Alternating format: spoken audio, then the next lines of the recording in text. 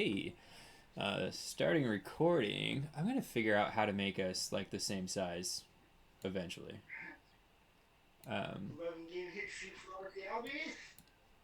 that's oh, I thought that was gonna be strike two on the corner there. Well, I did it was right on the outside, which umpires could call that strikes all the time. So, Yeah. Well, he got him on the last pitch, and it was like same spot. yeah. That's a little outside. So Miller started working on a splitter like this year, and it's Oh, quickly his second best pitch, and it's like what he throws to get people out with, and it's just nasty because like he's been working on it for 8 months, like if that. There you go. that was gross. Yeah, and so that's what I was saying about the RPM on a fastball. Is the more backspin a ball has, the more it won't drop. Right, it fights against gravity. It stays at the same plane. And so your brain, when it sees objects flying, it sees something dropping because that's what gravity does. And when the RPMs Yeah. are high, it doesn't drop. So it actually looks like the ball's rising at you. And so you'll see a lot of people, it looks like they're going to light up Miller's fastball and they swing under it. And they just tick balls up in the air or they just swing and miss because he has so much spin on the ball. Let me get rid of OBS real quick. Oops, not that one. Bam! Right in the middle. Yeah, 96. That's Yeah. borderline unhittable on him. He's yeah, this kid's wicked to watch this year. Well, I mean, you watch 4 or 5, I mean, 96, 97, 96, 94, 96. Mm. Jesus. Oh yeah. Well, the Mariners have the fastest average four seam fastball in all of baseball right now, at 94.9. I mean, we just have guys that just gun it from every spot. Yeah, it's been running in on him. He's been running in on the right a little bit lately, but that's. Yeah. I don't want MLB. I want. Oh, I don't want Statcast. I want. Oh my God, what's the? Woo! That's a call right there. So that's Cal Raleigh being awesome. I feel like Cal doesn't get enough chatter about that, but he is amazing.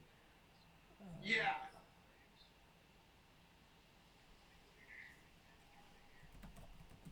Oh my God, it's Baseball Savant. That's what I was looking for, not fucking Statcast. I remember Carol Rowley a couple years ago in that playoff game. He's a beast. Dude, he's I mean, awesome. obviously, I don't like as much as he do, but I love that guy. Yeah, he's awesome. And Oh, that's not. woo, Oh, Urias, he's man. great. Yeah, good third baseman. I've been pleasantly surprised with that pickup. That's a pretty quick 1, 2, 3 inning, huh? Yeah. You know, did he get 2 Ks there or one? He had two. He had two and then the line out. I couldn't have all base and then the line out. So I tried to bet Bryce Miller before his last start. Yeah. He was 100 to 1 for Cy Young, and by the second inning he was 80 to 1, and by the end of his start he was 30 to 1. I was like, dude, fuck this. Wow. So a $10 bet would have won me $1,000 if he wins at the start of it, and then by the end of his start, a $10 bet wins you 300 because he like cut his odds like completely in half. It was an interesting one. All right. I've been doing it for like the last probably 4 or 5 months. Like what we're doing right now, like the watch along. I freaking love these on YouTube. Yeah, they're For fun. like fights and basketball games, baseball games, live watch alongs. Like I would love for this to become more of a thing. For sure. Let me see if I can get your stuff to pop up. Is your internet a little shaky? Not too bad. Hmm. I don't think. Cause you're pretty fuzzy on my Yeah, side of right. things. Might be because my shit sucks, or maybe I just have it so pixelated that it just is chopped.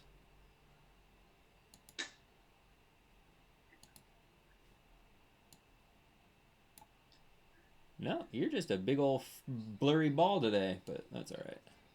Really? Yeah, it's probably on my side. My internet's fucking dog shit. I have Mine to. is kind of that too because I admit it's been good lately.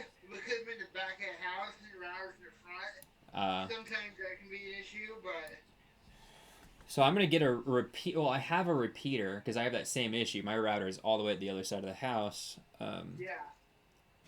and there's no live line for me to put another one in anywhere. So I have to just run off repeaters. Um, but fuck, man, because I'm gonna go get one. Probably I should probably do that today. Maybe I'll order one. Oh, that was a home run swing. He swung for your fence on that one. Max Fried versus Julio. This is one picture bad matches I was excited for. Yeah, for sure. Freak with these two. Oof, that runs in fast. So Bryce Miller pitching value, his run value, he's in the 89th percentile. He's a +5 pitching value. Almost all of it comes from his fastball. His fastball run value is 5. He's in the 92nd percentile. So I mean, he's better than 92% of people with his fastball. Wow. His breaking run value it's the 30th percentile, but it's only a -1, so not that big a deal. And then the off speed is an 81, and so he basically only throws his fastball and his splitter, and they're top 10 pitches in baseball. So I mean, he's just living on those. Is he been mirrored from day one, or Yeah. he come from No, he's our guy. We drafted him out of Texas A&M. Nice. Yeah, Seattle. If Seattle drafts a pitcher, they generally are money. That was smoked. Well, now, Yeah. That poor ball boy got out of the way. but I heard that Julio started out kind of quiet and then got hot recently. He was unwatchable the first couple of weeks, and he's almost hitting 290 now. And I'm not even sure how it's happened, but he's just the power hasn't been there yet. But a lot of, I mean, look at the hard hit rate. It's just everything's kind of stayed down on the ground. And it's been interesting. But if he starts to lift the ball, it'll see. It's been a lot of that. A lot of that with him lately. He's hitting leadoff today, so that wasn't a bad at bat. He got 6-7 pitches in there. Yeah. Well, I mean, he's one of those guys that clearly you've seen enough that you know the talent's there. You know it was For sure. Especially Yeah. this early in that season. The only issue I have with him is he cannot lay off of an outside slider to save. That is disgusting. If I saw that pitch, I would shit my pants.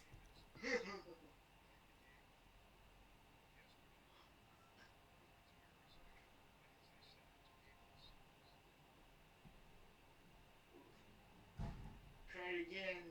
So I got Mitch hitting second. I don't like Mitch hitting 2 at all. I mean, to get into the weeds about Mariner lineups is ridiculous, but I don't know. I don't think you should have a guy here. Like, Mitch shouldn't be hitting any higher than 3. I want people that are going to see a lot of pitches. I want people that are going to try to fight. I want Ty France to hit second if JP's not in the lineup, to be honest. Just about every time. Today, JP's my favorite Mariner. Yeah. Right now. He has no Bleak strain. Yeah, probably was hurt. Like, damn it. Yeah. Yeah, tough. You have to watch Dylan Moore play short. That's a rough go. I try to chill out on the Dylan Moore slander because, I mean, 2021, I was just obsessively hating that man. Maybe 22. I mean, he's just abominable at certain series. But he's been pretty good the last few months. I still don't ever want to see him play shortstop, but, got to do what you got to do sometimes. Yeah. They brought up Leo Rivas, who's like one of our top. That curveball is disgusting. He thought he had the strikeout right there. It ended up a little high, but It was really close up top. oof. That might have been a strike on the auto umps. Fanned him. 92 up top. Yeah. Kind of that same spot with the curveball. That's a rough one to go back to back. You got the curveball busting at about 74 way up, and it's just 92 right at the letters. That's tough. That's a super tough at bat. I mean, it was in the spot. I see my hand was swung at it. Yeah. It was right, I mean, that was a strike. Yeah, definitely. Oh, watch out. Close. Dude, Polanco fucking hitting a crispy 163 right now. And it's looked worse. Like, it's looked worse than 163. That is fucking filthy. That curveball is gross. I mean, I've seen Max Fried pitch before, but that is filthy.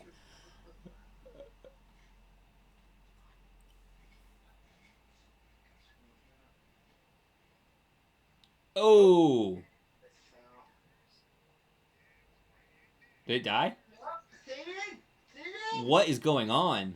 What just happened? All right, that ball, it had to have hit something, right? Like, what just look at Manny Acta talking shit. Manny Acta's like, what were you boys doing? What happened to that ball? I thought I lost the time for a second. I was like, time travel, motherfuckers. Dude. What the? Dude, okay, that ball either blew back 100 feet, or they lost it somewhere, or it hit something. That was so confusing. Or the yeah. Well, because the players ran the wrong direction. Like, it's one thing if the camera loses it, but the players weren't even close. Did he hit that? Holy shit. Yeah. Alright, good start. Yeah. And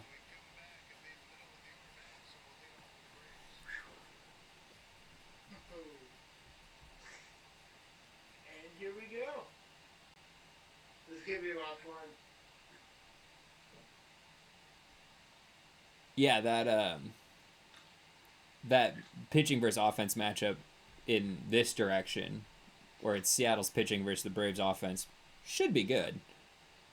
Yeah. Seattle's fucking offense is horrendous. I was looking this up at work, which I can't do too much at work because apparently they check our Google searches. If you check my Google searches, you're gonna think I'm an insane person. Number one. I might be though, so like that, I could see how all that plays out. But like, it's not my fault that somebody says something and I have Google right here, and so you know what I'm saying? Like, I'm gonna have an answer in 4 seconds, and then I'm gonna click off and I'm gonna laugh about it, and I don't know how that makes me a bad employee just because I want to know when like Lou Ferrigno's birthday is. You know, how does that make me a worse administrator? Like, it doesn't. You know. If the question pops up, we have to know the answer. You know what I'm saying? I would say that's diligence into my research. That's a pro, not a con. I'll tell if I'm at the bar friends and you're like, hey, what up? This, and this. Are you looking it up? Like, well, I can't not know now. Well, you have to make no. Now I have to know. So Kelsey signs a $34 million 2-year deal. Smart, because he's 34 years old. He's not going to be around a long time. He's got 2 more years in him. Well, 3, right? Because this is an extension, so he wasn't a free agent. So he's got this year plus 2. Okay, 3, 2 or 3. My brother looked rough in January, like rough. The wheels were falling off a little bit last year. Yeah, ooh. But I think as long as he's supposed to Chiefs and what he's done for that team, you don't want to watch him. Right. You're gonna hang. It's like the Kobe deal, where like no matter what, we're signing Kobe. Which that did destroy the Lakers, so maybe that's not the best idea, but. Yeah. But I think it's also easy to be hopeful for your Chiefs family years on back-to-back Super Bowls. For sure. And if it hasn't fallen off yet, keep it up. That was gross. How do you like that sweeper right on the backside, like a little backdoor sweeper action? Miller just flatly did not have that pitch last year. Just flatly didn't. I mean, he had a sweeper, but he wasn't landing it for strikes like that. Oof. Miller's really good at painting the corners, too. I noticed that right He's on the inside rail with just about every fastball.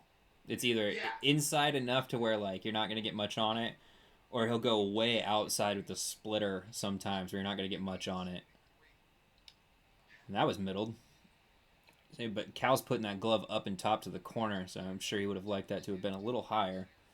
Want both of those fastballs to be a little upper on that one. Matt Olson, slow start, huh? 101 WRC plus. He was a 160 last year. Oh, a little hezzy from Miller.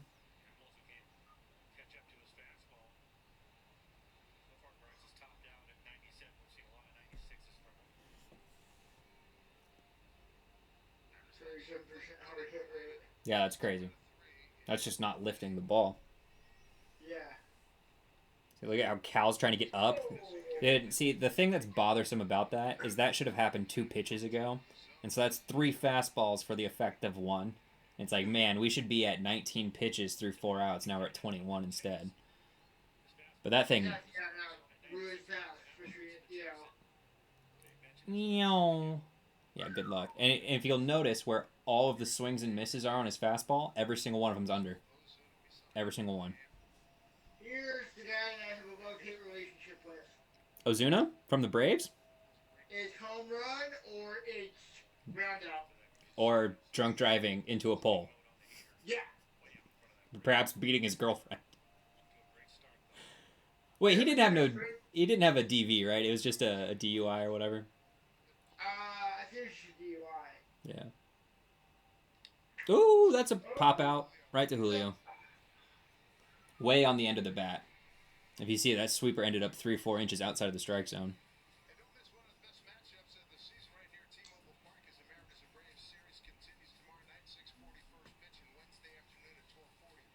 So you're the Wednesday afternoon game? Yeah. Miller's the 4, so you're Castillo? No, it's Castillo tomorrow. It's Hancock? Yeah. So they really, dude, they're just telling Emerson to go fuck himself then. That's a strike. They made him pitch on 6 days notice, now they're making him pitch on 4, like, back to back. That's really weird. Because he's the 5, right? Miller's the 4, Castillo's the 1. So they're going 4-1-5 right now. That's an out. That's 23 pitches through 2 innings? Brother. Even he said, man. It's funny. Miller looks just like my buddy Cody. Like, just like him. Shit cracks me up. Alright, so who do you think is the best in baseball at preventing runs? Who has given up the least amount of runs so far? Entering today. Team-wise. I love much about playing basketball, so I'm not as deep into baseball as I wish I wanted to be this time of year, but... Dude, you can't know every team. Like, you just can't. But no, this is it. Preventing runs. Is it the Yankees? So the Yankees have given up 107 runs entering today. I think that puts him at, like, 7th or 8th place. Pretty good. Yeah, I heard today like 1911 or 1910 or you're starting out. They're 19 and 11. Yeah. Is it? It's not the Dodgers, is it? No. Let's see where the Dodgers are at. The Dodgers are at 120 runs allowed. So they're actually not doing very well as far as preventing runs, but they've scored 160. Which is by far the most in baseball. In baseball, on offense. Yeah. Oh, for sure. For sure. I would have never guessed this, so I'm not just going to make you flounder forever. The Kansas City Royals have given up 90 runs. 90 runs. Brother, that's 3.1 runs a game for a month. What are we doing here? That is crazy. Your Seattle Mariners are second with 94. The Royals have given up 5 runs today. So right now, Seattle has given up the fewest. But it's not really fair to count that considering the Royals are much further along in their game. But I thought that was very interesting. I don't remember. Let's take a look here. They are playing the Blue Jays. Oh, they've given up 6 runs so far. Yeah, but you're division leading Kansas City Royals. Best defense in baseball. Which is insane to me.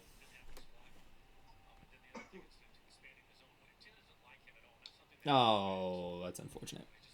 Mitch Garver hitting a fucking salty 145 or something this year. 143 it just said. Yeah. Salty, brother. Salty. If you're not hitting a freshman's weight, brother, what are you doing in the lineup? Yeah. Also, Just it's hit his home run 2 of the last 4 games at T-Mobile. for sure, and he's still hitting 140. Yeah, brother's got an OPS of like 400. Yeah, look, on the road, OPS of 358. You can keep that. All right, we'll take a walk. I'll shut up. Garver's like, well, I'll have an OPS of 1,000 right now, retard. All right. First baseman of the game. Oh, yeah, huh? All right, Cal Daddy, let's go.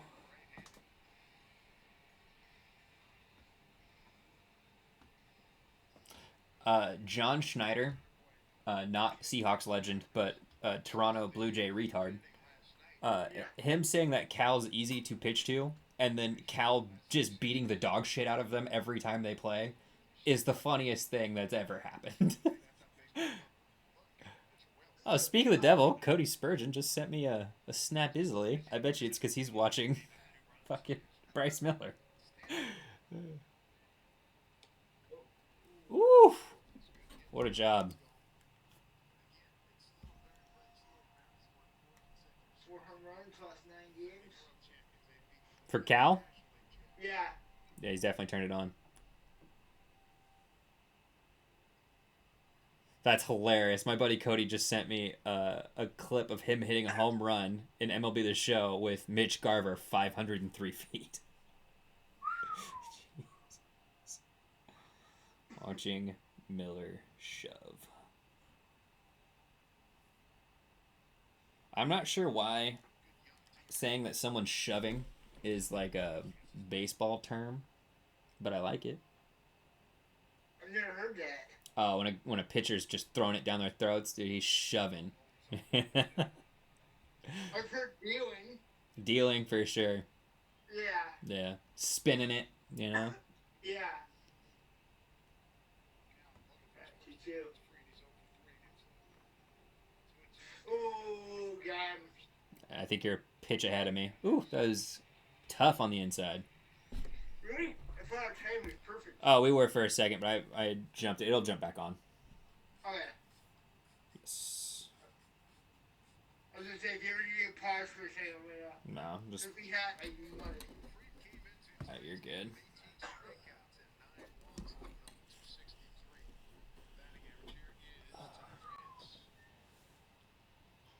Ooh! Jesus, man. Tell you what, you give me 100 at-bats of that breaking ball, I'm not touching it. I'm not touching it. I played baseball until I was 20. I'm not touching that. I went to D-bats the other day. The little, the bat, that's gross. What the fuck? Dude, that thing was 6'3" at one point and lands in the strike zone. What do you want? Like, brother, if you gave me a fucking oar, like, maybe, you know what I'm saying?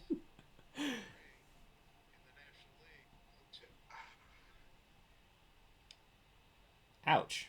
Right off the tip of the hands there, huh? That would suck.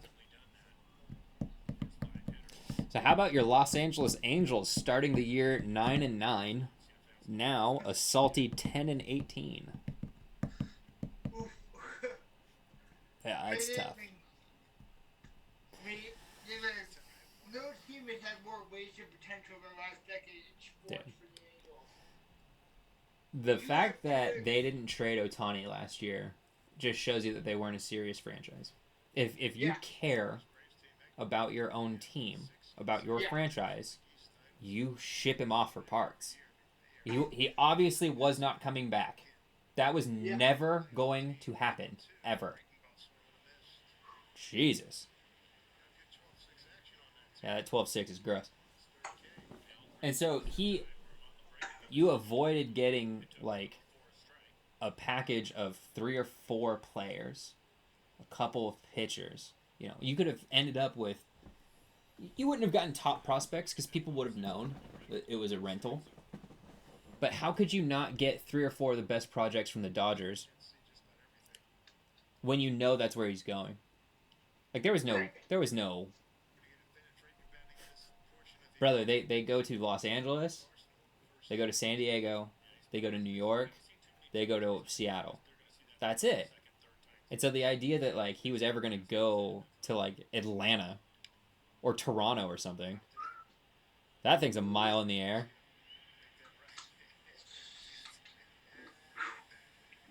Moving right along still. Yeah, no kidding. Game's been going 30 minutes, so I guess it hasn't been moving too quick. And that's the thing, like, we knew, you know, in my opinion, all prospects, when you have Mike Trout for over a decade, and then you get Shohei Ohtani, and you still make the playoffs one time in a decade, you got... Never with Ohtani. Never with Ohtani. Never with Ohtani. Never from Trout, just have one time with Trout. Yeah. I mean, name another sport, but you have 2 of the top 5 players in a league on the same team that can't make a playoffs, let alone contend for a title. It's unheard of. I can't. Well, here's one of my favorite ones. Jared Kelnick has twice as many playoff hits as Mike Trout. I think that's how you post now, because that is hilarious. Yeah, that's a good one. I think Mike Trout has 1 career playoff hit, and that's probably where it's gonna end. I might bring my buddy Cody onto this here in a second. He's watching the baseball game too, and he's my football watching guy for the most part during the years. I don't know what it was over the last year or so, but like we'd just be playing video games, but like not really. We would just be like on PlayStation chat and just watching football games, talking about it. Is it me my buddy you for basketball? I'm sorry? Is it me my buddy you for basketball? Yeah.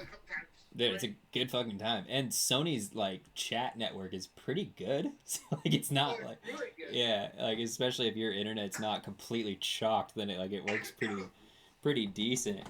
So I might send it. That's while I'm looking down at my phone. Number one, the game's not playing on my computer for whatever reason, so I still have stat guys. Let's look at some of the other stuff in here.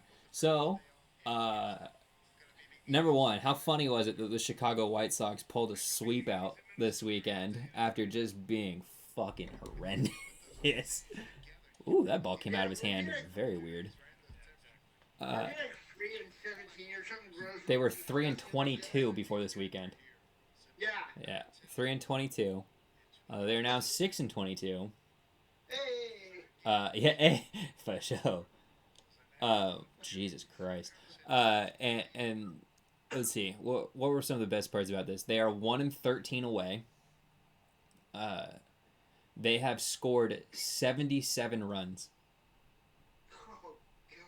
in 28 games of baseball.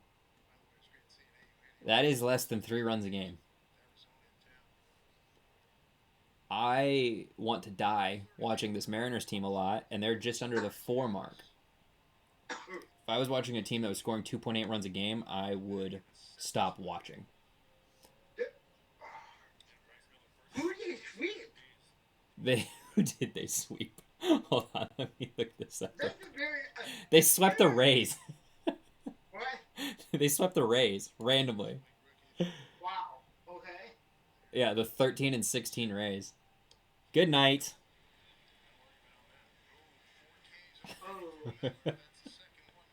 Oh.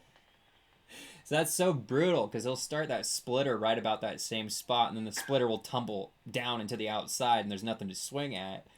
But if you think splitter and you get the fastball in the low outside corner, like you're just done. Do you see that? The most whiffs on 4 seams, 190. Yeah, I think I got reset by I feel like that's a hold to. Why, are you ahead of me? No, Oh yeah. See, during the commercials, my streaming thing will like, it'll catch Five. itself up a little bit. 5, 4, or I'm at 8 on the pitch clock to D'Arnaud. 5. Miller's throwing. Oof, that was way outside. okay. I think I Yeah, got we're within a couple of seconds. We'll be fine. Oh yeah. Ooh, what do we got? I We got. occasionally a home run or something crazy like that. So, are you paying attention to the Braves minor leagues at all? Are you like, wow? I am not. You don't stay up on it? I should be, but So, if you go to MLB.com, I don't know if you've got like a computer next to you or whatever it is that you've got going on. But they have the top 30 all the time. And if you just like stay on it, they'll give you updates on the top 30 coming in. Oh, nice. Is that an out? Oh, Ty, Jesus. That was so close. And you could tell he lost his feet. He started looking for the dugout. Yeah, who caught him? Because Ty was about to eat one. Yeah, because this was not... Good job by Pete. Was that Pete right there? No, it's DeGron. Good for him, because Ty definitely took one too many steps. Ooh! Oh, wait, did you see what happened at Timberwolves head coach last night? I saw it. I saw ESPN put something. I didn't watch the game. I was doing something else. But I saw that like somebody ran into him or somebody fell into his legs. Yeah, I watched the whole. I've never seen it. Good night, brother. That elevated fastball, you have no chance. It's just gross. Timberwolves are up 3-0. Right. They're like 15 points with like 2 minutes left in the game or 10 points. He's on the sidelines. There's a loose ball. Mike Conley, his team, runs for a ball, it slips and runs into his leg and he ruptures his tendon. Wait, the coach or Mike Conley? The coach. Oh, thank God. I mean, at least it wasn't Mike Conley. I think it was ruptured tendon. You might have to look at. It wasn't his Achilles. I think it was his tendon. I probably had that wrong. Dude. But like, no, he's. This is a Jared Kelnick friendly matchup, which is weird. Also, I like that you get to see him hitting 305, and I just want to. Well, I'm gonna put this on YouTube, so I just am sad. That sweeper missed. Yeah, whatever, Gina. Yeah, how's that GS5 doing for you, bud? Yeah, ditto. Touche. Yeah.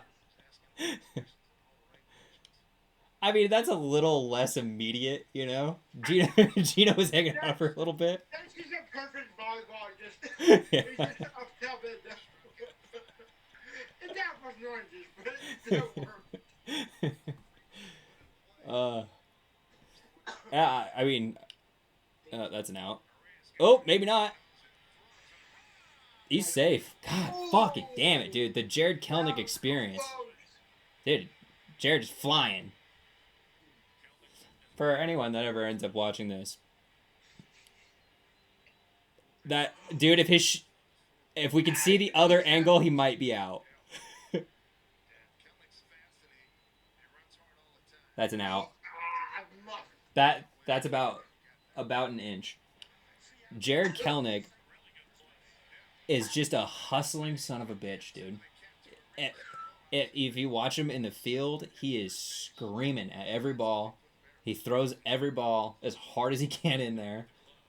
The hustle doubles. Have you noticed that? He'll hit a ball and just decide that this is a double and just take off for a second. Like, you can tell he's not paying attention to the first base coach at all sometimes. I loved watching Kelnick play baseball. Just a high effort dude. It looks like he's out by a step there. Or by a step. I mean, by putting his foot down. Like, like his heel cleat was already where it was going to be. His toe just didn't get down yet. What a play by Urias, dude. That's 2. He's just been great.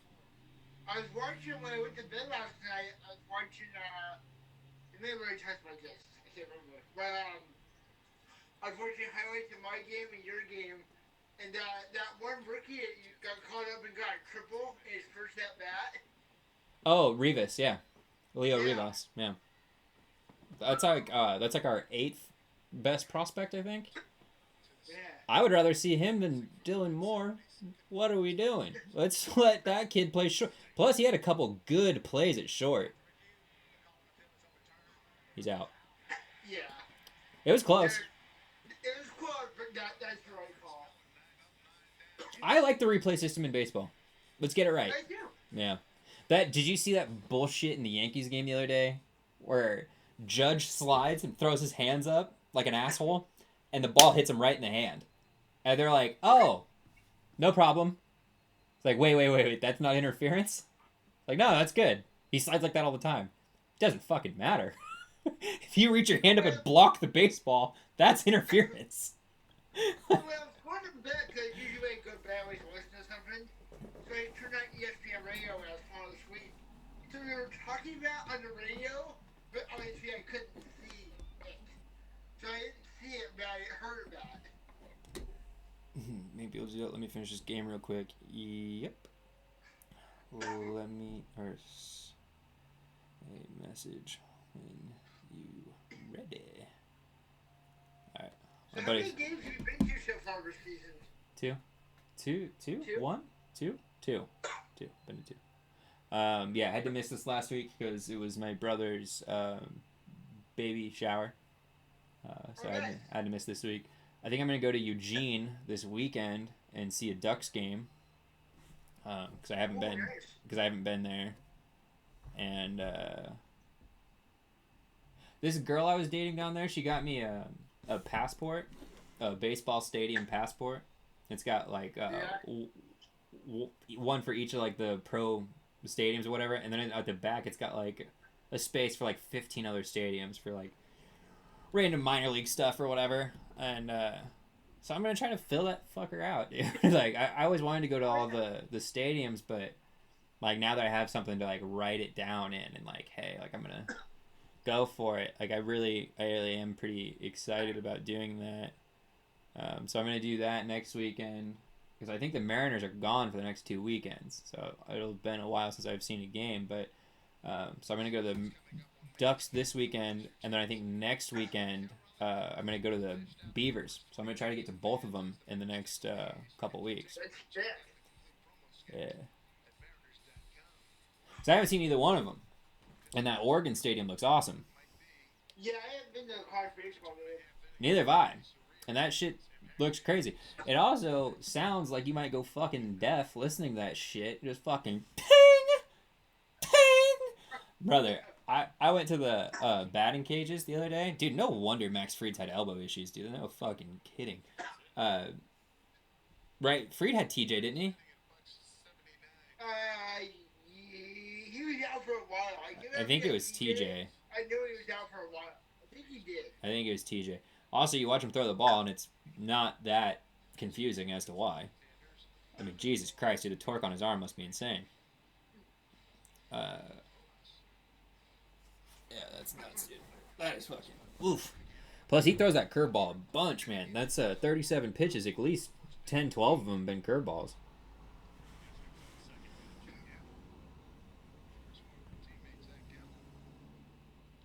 Ouch. Oh, yeah, but what I was going to say, that's out, right? Yeah, that has to be out. Was I went to that batting cages in Tigard, and I bring a wood bat, right? Because I swing a wood bat. I'm a grown-ass man. I'm not going to fucking swing aluminum. And these kids all have aluminum bats, right? Because they're kids. They swing aluminum bats. Brother, that shit was just ting, ting, ting. Every couple just fucking, that shit was so loud.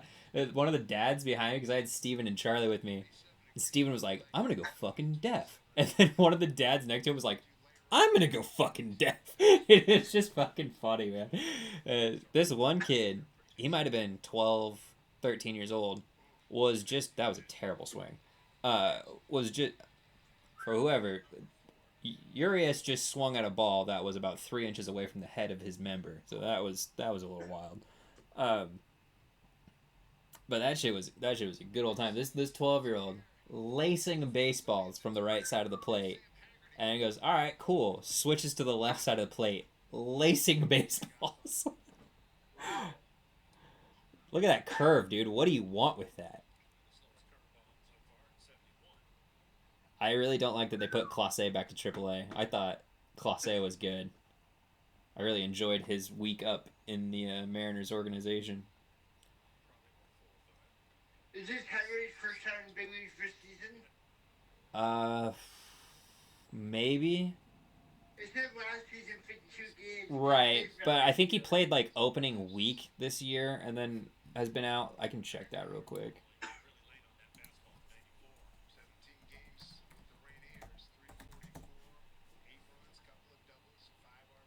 Yeah, today's his opener. Oof. Huh. Oof. I guess it's not that deep in the season, so I mean, we're 30 games in. It's a fifth of the year.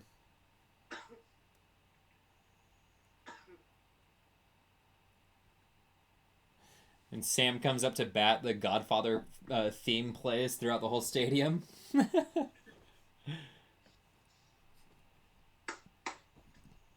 good. Dude, baseball is the one sport I don't mind a low scoring game. No. Like a 0-0 pitcher show going like the seventh, no problem at all. No, I enjoy it. Especially in playoff baseball, like that's what I'm trying to see. I'm not trying to watch no fucking crap. So I had a wrestling coach when I was younger, and he used to say that high scoring matches were low skill matches. And he would say like the only reason why somebody just won a match 13-11 is because both guys suck. And I always thought that was pretty interesting. It's like, there's one thing to be said about a baseball game where it's fun to watch, where it's like, all right, cool, we got 9-8, like that's a fun game, but it's a good chance it was just bad pitching and bad defense. Well, we also have two great pitchers in this matchup too. So Yeah, that makes a big part of it. Yeah, I'm sure the under was like 6.5. Yeah. What are you doing tomorrow night? You work late or? I lift with Steven on Tuesdays after work, and then that's like it. I'm pretty relaxed, but I'm usually pretty chopped after that. Why? What's up? I'm chill at home. Why not be a bit early? I was just if you wanted to do a listed game for the game tomorrow night too. Oh, okay. Yeah, I'll probably have the game on. Yeah. Well, let's see. What time is the thing? It'll be. I might be late. I might be a little late on that one because I've been really trying to bust my ass in the gym a little bit, and I have Steven with me. Steven, big old boy. Yeah. But he's been working his fucking tail off, brother. Steven, you ever see this? I'm proud of you. Been working your ass off. And so that's all been cool to see. But we've been in there for like more than an hour at a time for a little bit, just because I have to like. I give myself long breaks in between, just that way like my heart rate has a chance to come back down. I can work and come back down, work and come back down. It's all been pretty smooth. It's all been pretty smooth. But it's weird. I have like the precursors to like, oh, this thing's about to try to wind up and punch me in the face again. I almost kind of hope it does, as weird as that sounds. That way, like, because every time it does, like, everything gets better right afterwards. So I'm just kind of hoping it just, like, swings and, like, you know what I'm saying? Like, if you're going to whoop me, let's whoop me and get it over with. You know? I mean, in a way, I get what you mean. Yeah. Ooh! Did you see his back foot shuffle? He was guessing. It's alright, Acuna. If I saw that pitch, I would just shit my pants and leave the batter's box. So, be alright. Acuna with the one... God, I don't even want to say it because he's about to jack a pitch out of here if I say it. But one home run through this part of the year, huh? Yeah. Oh, and there was the swing for the next one. Alright, you got 0-2 on Acuna. Do we throw the splitter inside or the sweeper away? Or do we chow high fastball? Let's see where Cal sets up. We're going to go high fastball, huh? Good night. 3 pitches. Sit down, brother. I'm not kidding you. Bryce Miller is the best young pitcher in baseball. By the way, he's had 3 straight fastballs to your reigning NL MVP and sat his fucking ass down. And Yeah. Acuna wasn't even close on any of those 3. He missed that last one by about 6 inches. The first one, he actually shuffled his back feet while he was swinging. Bryce is on fire right now. Is this about to get smacked? Yeah, that's an out. You were way ahead of me, so I kind of backed No, you're up. good. I can tell by the swing. I'm about to catch up right again too. My stream, like, it'll lag a little bit and then it'll just catch up every couple of seconds. See, you were ahead of me, so I paused and, Yeah. But with the pitch clock, it's easy to get back on track. Right. Yeah, I'm right back on time now. It realized it was 10 seconds behind, jumped ahead. Are you hearing this on the Seattle broadcast? What? You're hearing this on Seattle's broadcast, yeah? Yeah, because I don't have, I'm on DirecTV, so I pause that. So, and I don't have FA, I just have the website, so. So I'm just using Bruce Sports on my. I don't understand why the MLB TV stuff's not working. Yeah, I mean, weird. I didn't pay for it last year either. They just included it in me being a season ticket member. I still have season tickets. 8 whiffs through 3 innings. What do you want, brother? Wow. Good night.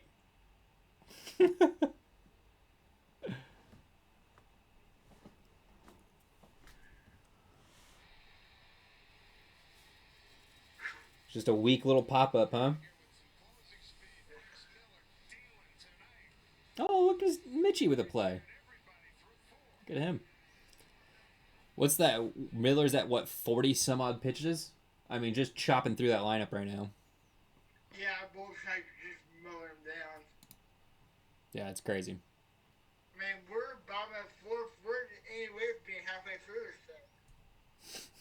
It's only been fucking 46 minutes. Did you see that the Major League Baseball's they're gonna go back to the old uniforms because these ones look terrible. Starting next year, they're like, oh yeah, we're not gonna fix it this season. Oh, I thought they were fixing it now. Oh, really? I heard him that. No, sorry. I heard as late as beginning of next season. Because they're like, yeah, we have the see-through jerseys, and you can see our. Which will happen at the latest by the beginning of 2025. Okay. Okay, nice one. This was such bullshit. They should not have. I mean, the uniform, like the baseball uniforms, are such a big part of like the pageantry of baseball. The big thick letters that go across, kind of looks like a letterman's jacket when you put it on. You know what I mean? Like it just. Yeah. And they just try to hoe those things out and make them jerseys. It's like, brother, these aren't jerseys. Like they're not. Like it's a jacket that you put on. You know what I mean? Yeah. At least that's how I always felt about it. I always felt like I was putting on like my shirt, my pants, and then I was throwing my team jacket on. You know, like that was like the vest. You know what I mean? Right. It's like, how are you gonna take away my? Aaron Hicks finally got DFA'd. Mitch did not have to slide for that at all. He could have just ran that down. Okay.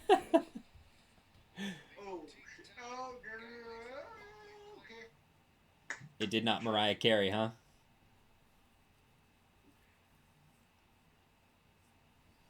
It looks good off the bat. Yeah.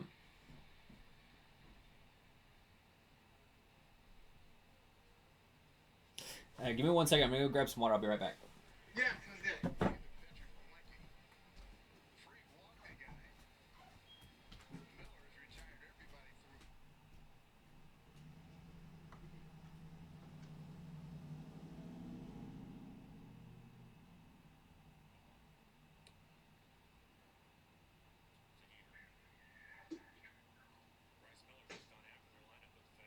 Bottom of the 4th, Atlanta, Seattle still scoreless, 1 out. Jorge Polanco up. Oh, Matthew Curtis missing the outside 1-1 to Jorge Polanco. Polanco. Ugh. LaCroix, sponsor your boy. Me and LaCroix, 1-1s, brother. I could never watch Polanco take another at bat, and I feel like I would do okay. I feel like we're 1 month in, and I already want to just kick the second baseman for the Mariners. How the fuck is this the case every single year? You know what's crazy is they leave and they do pretty good afterwards. Adam Frazier, Captain Slapdick, hit like 280 last year. This is Franco's first year's team too, isn't it? Yeah, he was a Twin for a long time and was a very productive Twin. And I don't know, man. So far, I see it in the swing. The brother swings the bat with some ill intent.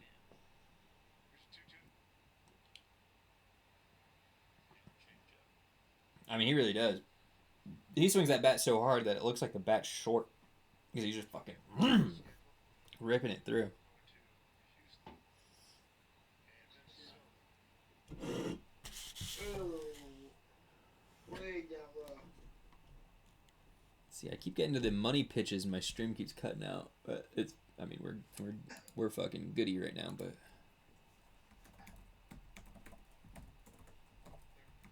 Random, but do you think I'm colored enough looking to just say whatever I want on YouTube, or do you think I'll get? I feel like I'm white enough that I can't answer that. 100%. Yeah, for sure.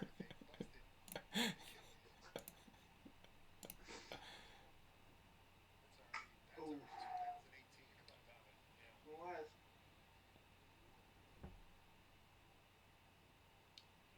Ouchie. Tell you what, brother, you bounce one off your foot at 90, not cool. Oh. 0% cool. And then my retarded ass, I do it with tennis shoes on. 0% cool. I had to play it cool because I took Charlie to the batting cages like a few months ago too, and I just laced one off my toes. It's like, oh man, I think I broke my foot. It's just like, we're good.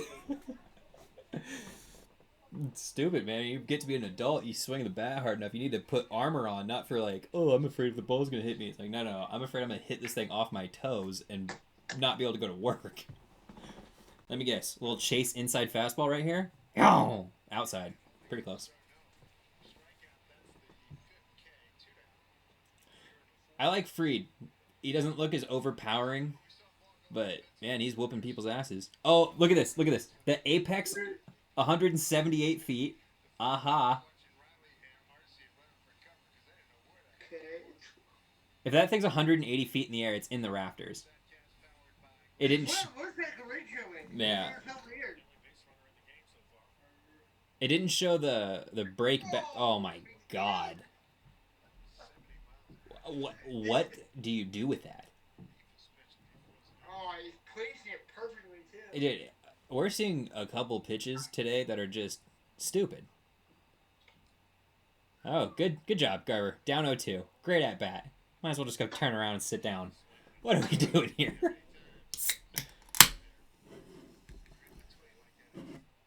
Cheers. Cheers.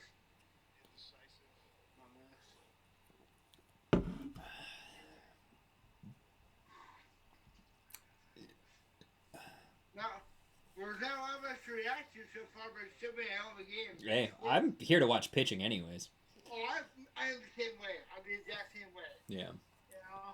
Maybe fun to see a reaction from one of our team scores, but in the meantime, I love pitching goals.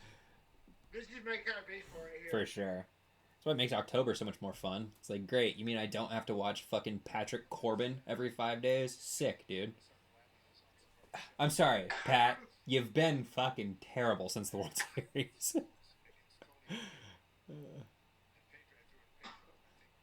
People don't talk about that enough. That 2019 World Series team for the Nationals sold their soul to win that series. Like, Strasburg threw 500 pitches for the rest of his career. Got $200 million, but he only threw 500 pitches the rest of his career. Rendon, what the fuck happened to that, brother? Member of that team. Patrick Corbin used to be a good pitcher. He's done. Well, in that Washington Nationals team, even that year, at the end of May, they had the worst record. Yeah. Yeah. And they got hot plate and just got, I don't want to say lucky, you don't get lucky, but they got Won him baseball right. games. Yeah. And if you have, Strasburg and God, who was the other part of that lineup?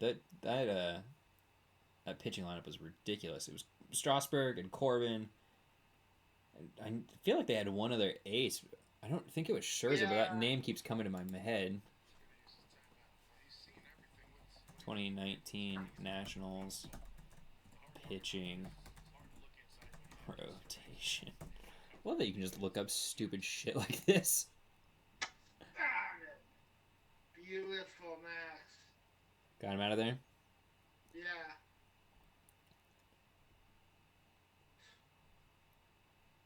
Swept the Cardinals. That team did. Team pitching.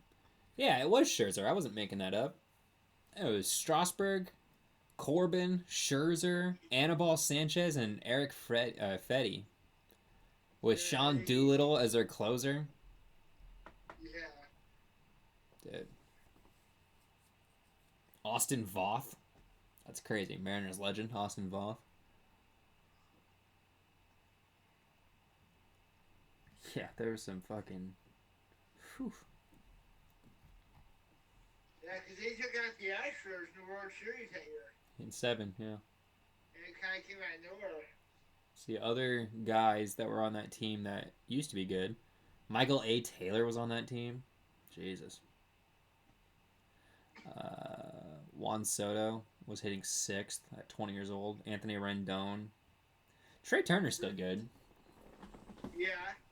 God, that lineup was not that good, huh? They had Yan Gomez, Matt Adams, Brian Dozier, and they had Trey Turner, Anthony Rendon, Juan Soto. Victor Robles was good. God, what happened to that guy?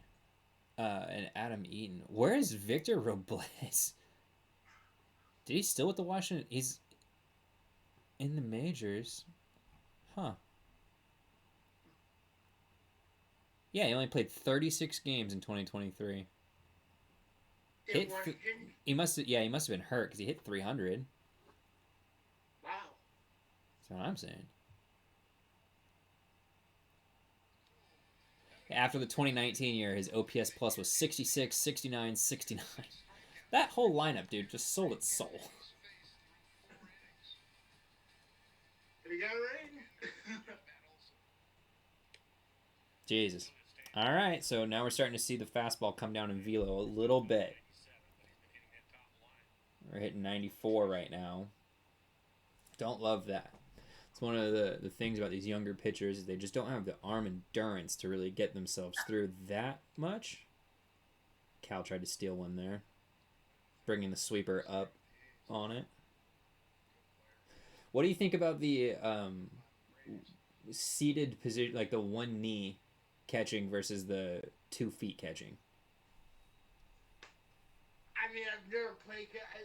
I assume with 2 feet would be more controllable, but I don't know. What do you think? I think you shouldn't do it at all, like the knee thing, if there's anyone on base. Yeah. You'll see Cal will stay mostly in a 2 foot, and then he'll take like a knee position to get to the ball as like the pitch is coming. But then when he's got guys on, he's on his feet pretty much the whole time unless he doesn't find it to be a running threat. Cal also has a Horwitzer attached to his right shoulder. So, I mean, he gets away with a little bit more. Yeah. D.R. Nott's a pretty good defensive catcher, isn't he? Yeah, he's good. Let's actually look that up. Let's see. Yeah, Darnell can throw. Ooh. Baseball Savant. Let's go with Cal Raleigh.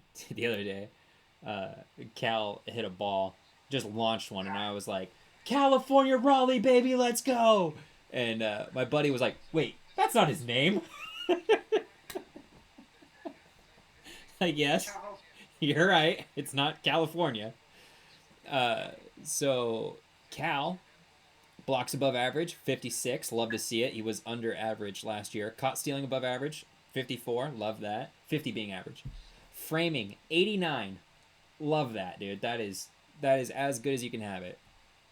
Let's look up D'Arnaud.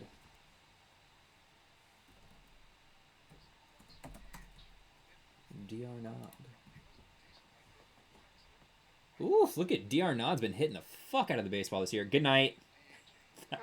That two-seamer is gross. That was the first two-seamer he's thrown all day.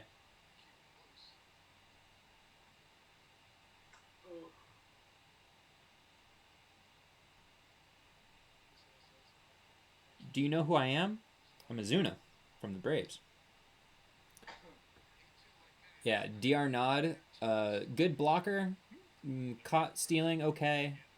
His pop time, he hasn't qualified. Just because he doesn't have enough of them. Framing, 36. Not a good frame.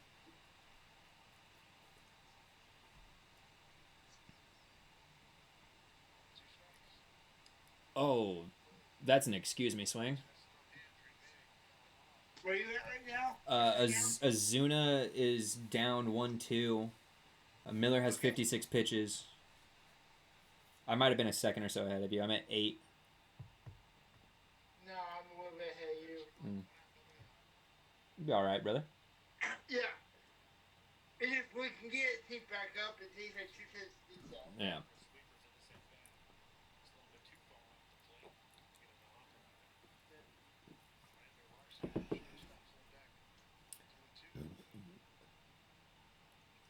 Oof.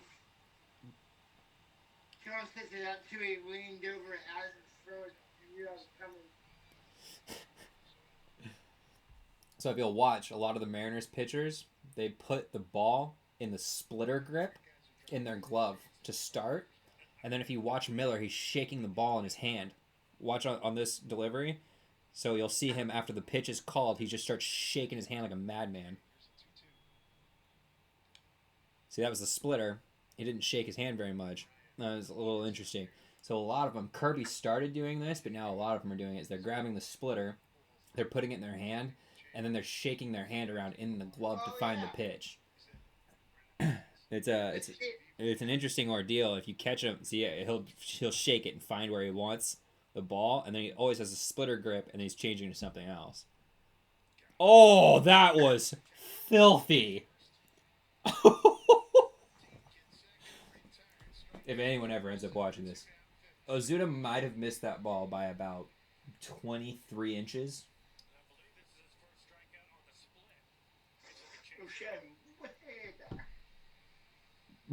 Oh, that was a Javi Baez level swing. That shit bounced in front of home plate, and he still swung that. Have you ever seen Javi Baez's swing and miss chart? No. Is it? Brother, it is an all-timer. Let me see if I can find that for you.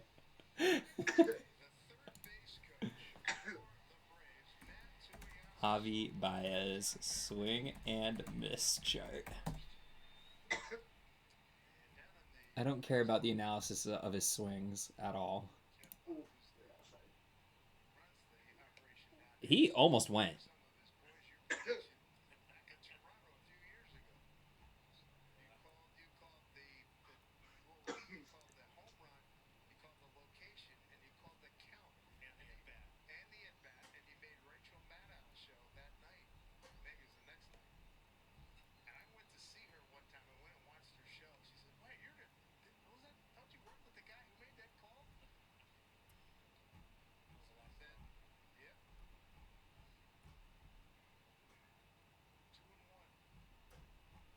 Go.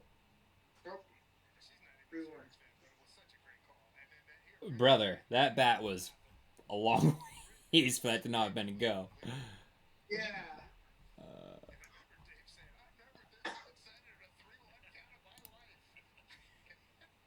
Oh, they're talking about when. Yikes. Jesus. Flowers home run prediction. Yes, you've seen that one, huh? Dude, one of the coolest. Dude, I saw that years. They're talking about, we're talking about Tuyas Sopo's first home run in the bigs. Mike Blowers called it exactly. He was like second at bat, 3-1 count, fastball inside. He's gonna hit it to upper first deck, mid second deck, and God bless him. Yeah, he did. It was the craziest thing I've ever seen. I don't know. I guess I can just send this to you, like so. Give me 1 second.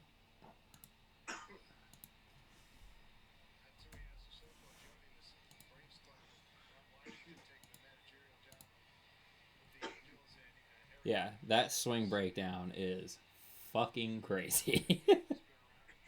For anyone that's taking a peek at this, this is Javi Baez's spray chart. If you'll see, this is the strike zone, and this is higher than him.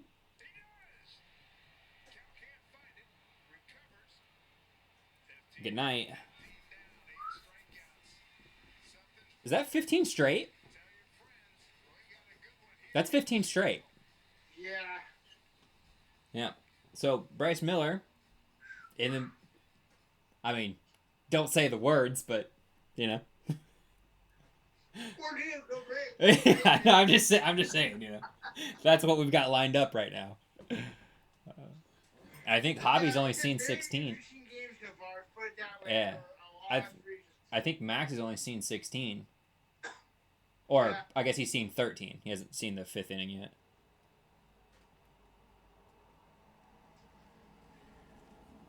We're exactly halfway through this game. It's been a wild one. Let's see. We got Bryce. Yeah, Miller, Cy Young odds. In no fucking world is Bryce Miller 1,500 to 1. Yeah, that's just not true right now. Let's look at Vegas Insider. Logan Gilbert 20 to 1, brother. Wow. Yeah, you can get Kirby at 28 to 1. Get Bryce Miller at 40 to 1 right now. 30 on DraftKings. That's insane. So Seattle has 1, 2, 3, 4 starting pitchers in the top 1, 2, 3, 4, 5, 6, 7, 8, 9, 10, 11, 12, 13, 14, 15, 16, 17, 18. In the top 18. Although some of these are NL. So I would have to do the math on all that. We have 4 in the top. We have 4 in the top 10 of the AL for Cy Young. Wow. That's insane. Who's the favorite right now? Skubal for Detroit. Yeah. He's been awesome. Logan Gilbert's been great, but people know him. Kirby's been good, and people know him. Miller's been the best pitcher in baseball that I've seen. And granted, I haven't watched everyone. I haven't seen it. I've seen Skubal. Skubal looks really good. Miller's just been fucking unbelievable. Like, just about every start. I mean, just ripping the ball at people. Well, he looks sensational tonight. Dude, he's been like this for a month straight. This is like 5 straight starts of him being awesome.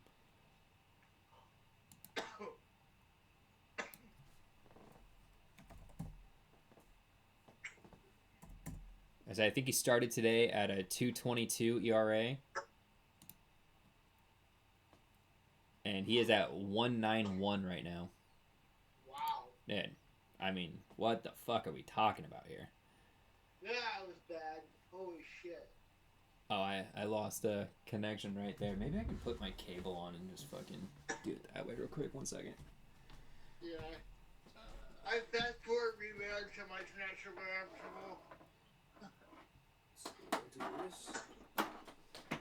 I have too many things and too many cords and too much stuff. I need to throw shit away.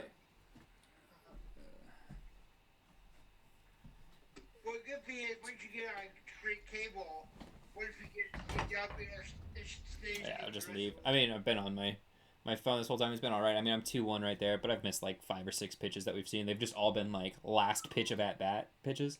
What the fuck is that, dude? That curveball, look at the look on Cal's face. Even he's like, what was that? Yeah, you're way behind me right now. Okay. I'm at the 3-1 with 3 seconds. Oh, walked him. Yeah.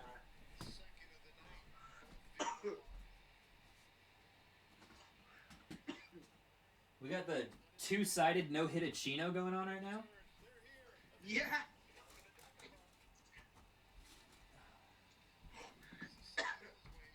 You all right, brother? Oh yeah. Good. Going a little coffin style. That's a pick. Did you really just try to pick Cal? I mean, I get what you're doing. Like, you're either just trying to like mess, see if somebody's alive, whatever. A lot of it is you're just trying to wear out the guy, but.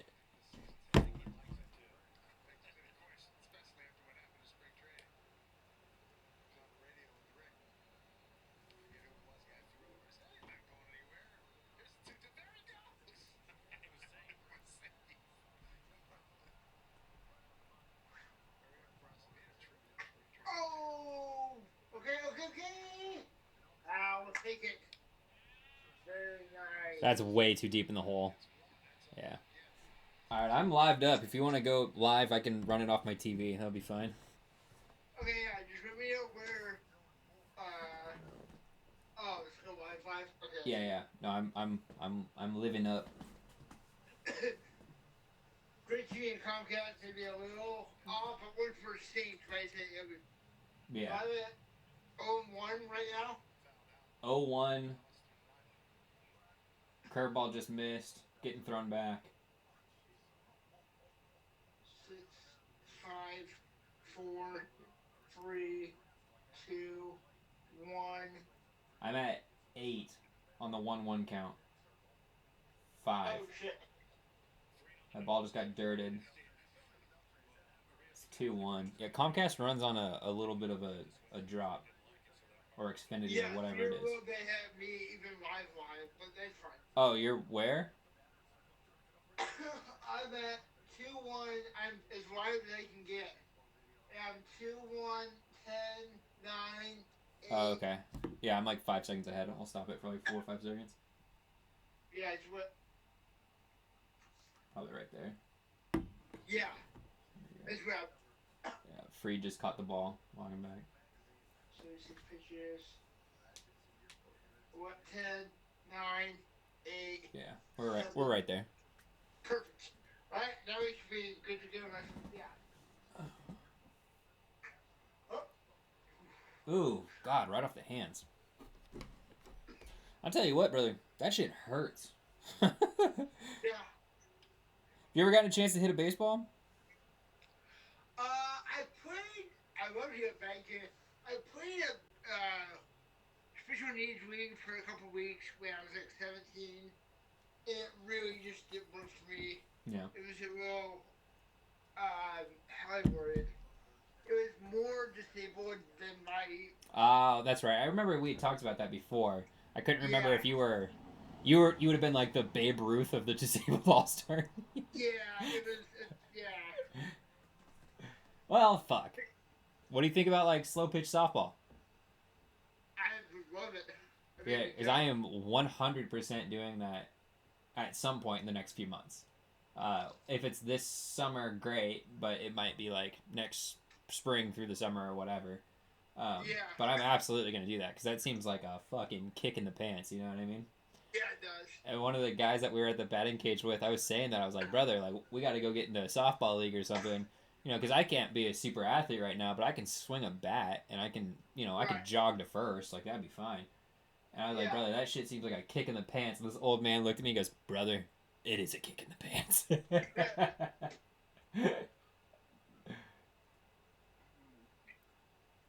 Yeah, this summer is should be crazy because I got football getting ready to roll, and I don't want to say it quite yet, but I've got something else in the works going on too. Nice. Yeah, so Got like a work thing going on, or? the last month or so I've been kind of trying to find something. We got a couple of things cooking now. so- Nice. For like work related? Or Yes. like, yeah, nice, dude. Yeah. Fuck yeah. I Yeah. don't want to say anything on here until it's, No, you're yeah. fine. But it'd be fucking dope. Yeah. Plus, like, dude, getting excited about jobs and not getting jobs, that's part of the jobs experience. Well, especially in 3-4 weeks when, because basically money we awesome, especially right now, but a lot of it's just time. You Yeah. know, and once football season rolls around, my schedule gets crazy busy. Yeah, I bet. I got my schedule the other day. I was like, oh, this is fantastic. Ooh, just missed that one. So I've got about 3, 4 weeks of nothing, and then spring ball kicks up a little bit, and then I got a couple weeks of nothing, and then it's just bam, bam, bam. You know, throughout the Nice. What are you doing with entire the football team? Is it like equipment manager or something? just really it's just an assistant. You know, if I Quality throw the control ball, assistant? help out on the sideline. What? Quality control assistant? Basically, yeah. Yeah. That's fucking You know, cool. That's a cool position to be in. talking to when the players come off, high five. You know, hey, good job, good job. If the coaches need to jump in, you know, I gave a tablet during the game. 2 minutes of replay, I give them a tablet. So Yeah, so quality control. That would yeah, be like if you were working for the 49ers in the same capacity, it'd be quality control. yeah. Jesus Christ, Urias is slow as fuck. Slow. Alright, we're through 5. Not a single hit. We got triple goosies on the board, brother. Been watching this game for 80 minutes and ain't nothing changed. No. When you watched, if you're at the game and you watch at T-Mobile Park today, you saw 0-0-0 on the scoreboards, and it's still exactly that at 8 o'clock. Hey, it's first inning somewhere. Lakers are up 5 in the second quarter. Yeah, for sure. Boston went up 3-1 on Miami today. But the Celtics lost Porzingis? Did they? Apparently. Okay, so I'm recording the Lakers game. I'm avoiding that score, but what's the Oh, you said that what's you're the avoiding the Lakers game? I apologize. I'm recording it. Recording Yeah, it. Okay. Which is Well, I'm it's avoiding the close score. either way. Yeah, it looks Yeah, like well, Boston, he hopped off of the court before halftime and did not come back. Right calf injury, not his Achilles. Brother, that's a big deal. The Celtics do need Porzingis. that's huge. Yeah, So what's the Whoa, you just cleared way up. really? Yeah. Nice, dude. I can see your face. That's awesome. Hey. We get rid of my internet on the phone. Maybe that'll keep it. That's crazy. I was talking to a Ryan Blur for the last hour. I'm here. I thought you had the world champion shirt on, but it did kind of look like you just had a Cleveland Indian shirt on, which I thought was pretty fucking sick too, to be honest. Shit, I got we got the City Connect on right now. Hold up. Let's see what else do I got? I got the that's a 1 pitch, 1 out, baby. Let's go. Wow. We also have the Seattle Steelheads right there. That's the Negro League team. Yeah. So I got the alternatives right now. Is this the split he threw? Yeah. Oh no, that's a sweeper that he threw vertically. Alright, the most impressive thing about baseball in the last couple of years is now people will throw a slider and they throw a sweeper, but then they also change the slider. Like the slider will either run, like, the sweeper is more of a flat line, kind of 180, and then a lot of the sliders are more like a 90 degree. And then you get some people, they're just like, oh, we're throwing this slider and I want this thing to break 12-6 style. And it fucking shoom right off the and how pitchers are doing, like Andres Munoz, our closer, which if we might see him tonight. I hope you get a chance to see him in person. He's unbelievable. He throws a slider basically only, and he throws like 3 different ones. That was a strike. He got robbed right there. That should be 1-1. That was really close. I guess it was high, but It was close. yeah. I thought Cal framed that really well.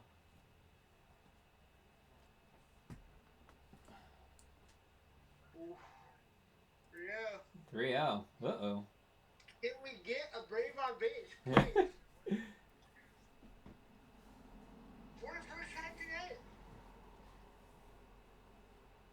Just get him over, brother.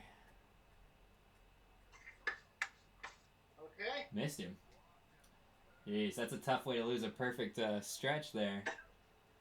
So Miller, and you hear the crowd cheering. They should be. That's 16 straight outs for Miller before giving up a walk. I wish he wouldn't have went two-seam with that one. Just throw that four-seam and get it over. What's weird is he didn't wait for Cal's call. He just threw that on his own. Oh, filthy. Yeah, that two-seamer inside to Kelnick, yeah? Yeah. See, this is oddly kind of a matchup I worry about here. Kelnick will get hot on a fastball.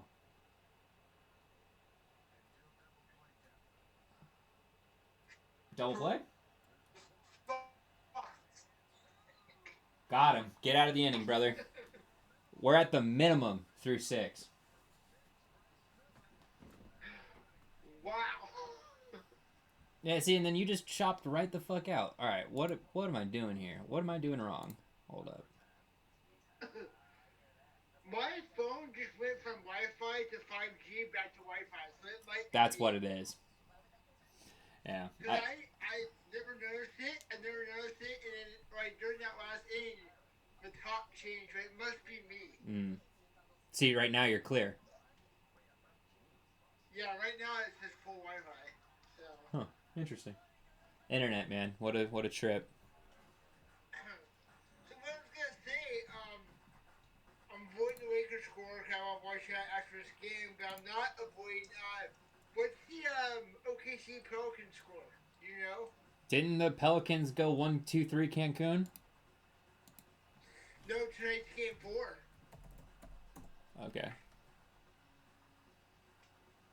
1-2-3 Cancun. Underground. Yeah, it's over. Have a feeling. Wait. Game 4, 1, 2. Oh, because they played. I see what's happening. Okay. Yeah, it looks like it was a pretty close game until the fourth quarter, and the Thunder beat them by 9 in the fourth quarter. Beat them by 8 total. Yeah, not what I expected. Yeah, it's tough that Zion was out, but I'm so sick of these basketball players that are constantly hurt, and then I have to pretend that their team has a shot. Like, the Clippers don't have a chance. They don't have Kawhi Leonard, and that doesn't mean that, like, Kawhi makes a winning team. But when you have $50 million of your roster gone, just gone, like, you don't have a chance.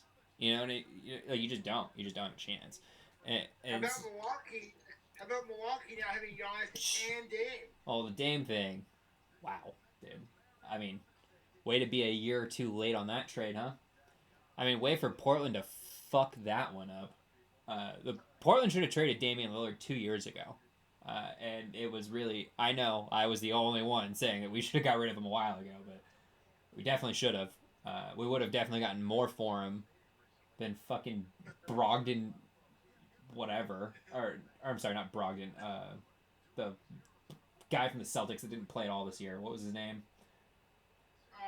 Robert Williams. That guy, who obviously is never going to make it through a year.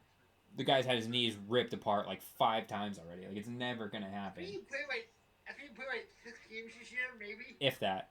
Yeah, I thought he got hurt in the preseason. The guy just does not play basketball at all. We ended up with Malcolm Brogdon, who we should have traded at some point. And just did... Wait, wasn't it Brogdon, right? Brogdon... I'm not making that up. He was a Blazer?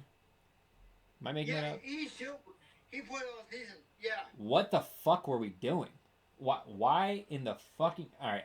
Sorry to be taking... Let's talk about the 20-win Blazers. Why the fuck did he not get traded?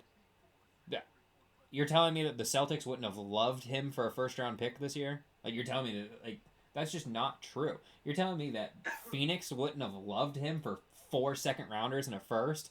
They absolutely would have.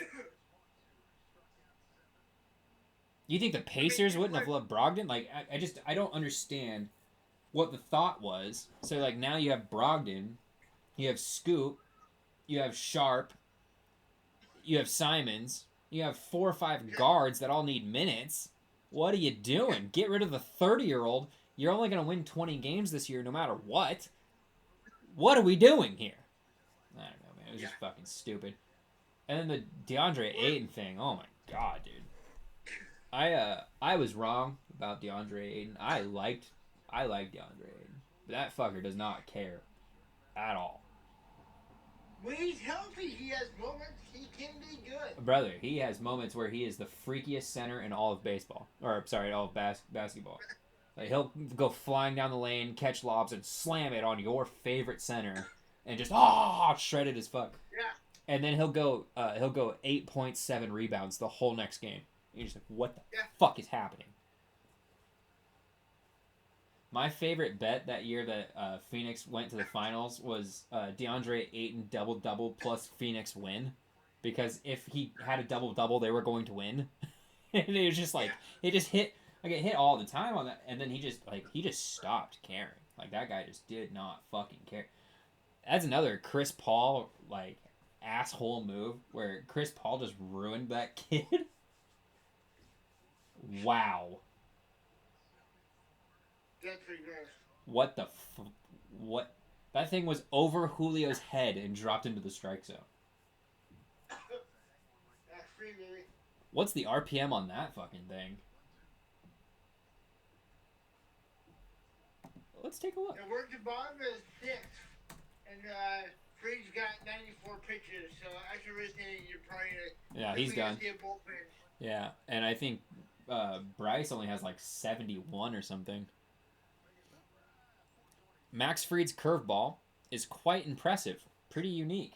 His average curveball spin is 2,843 RPMs, which is over 300 RPM higher than league average. In fact, it's almost 400 RPM higher than for left-handed pitchers. Fried has even hit the 3,000 RPM level on 76 occasions. That is insane. Yeah.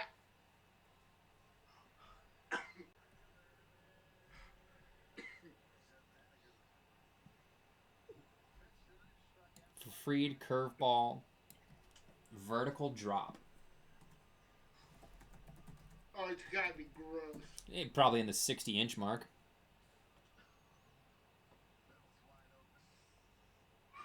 Speaking of,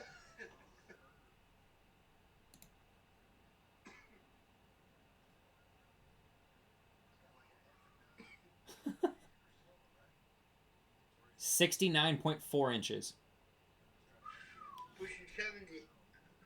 Well, yeah, that's 70 inches. I mean, that's 5'10". So from where that ball looks like it's going on its vertical axis, when it hits its apex to where it drops. So where it looks like it's going to go versus where it ends up is a 69-inch difference. That's me, brother. I'm 69 inches. Like, what are we talking about? That's crazy. So I guess Google has added Copilot, and Copilot will just AI answer you right fucking now, which is pretty sick. Miller. So Bryce Miller. Slow. But speaking of slow, there's Mitch Haniger.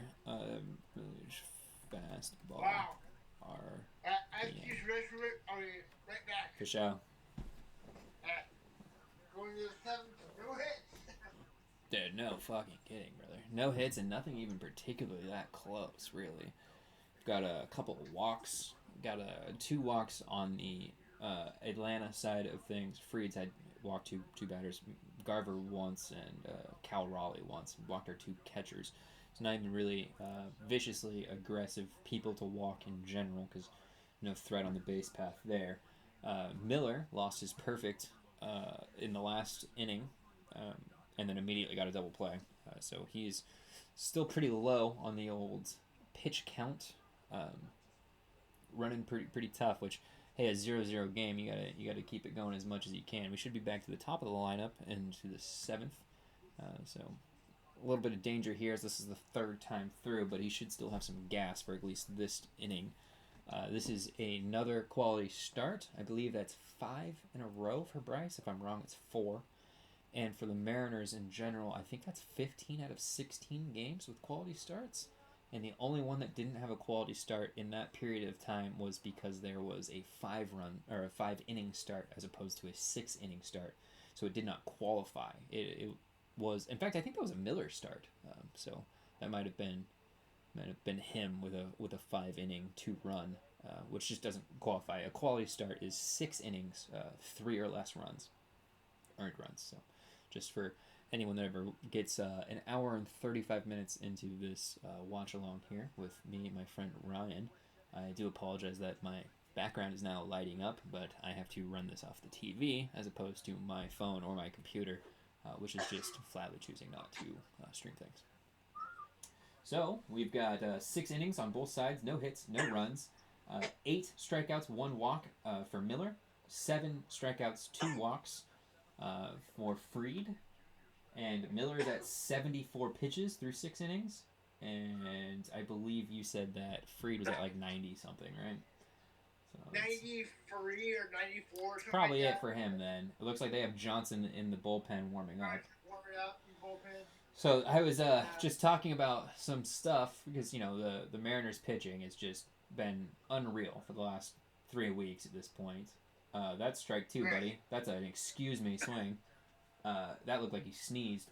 But the Mariners have a quality start from every single outing except for 1 since the 11th. So I think it's 16 games, 15 quality starts. The only game that was not a quality start was a Miller game, and he had 5 innings, 2 runs. So it would have been a quality start if he'd had 1 more inning. But other than that, so Seattle's had quality starts for 3 straight weeks at this point. Oh, that one got through? Oh, hey, look, Dylan Moore at shortstop. That shouldn't have been a hit. It's just a hit, but we got something. Scoring decision hit. That shouldn't have been a hit. I guess it's not routine, but...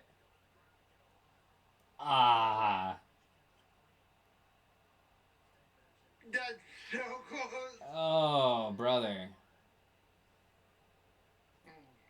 I fucking hate having Dylan Moore play shortstop. That shit sucks. So Miller loses his no-hit attempt at... Also, that should have been a strike. Oh, okay, they did call it a strike. I was about to say that.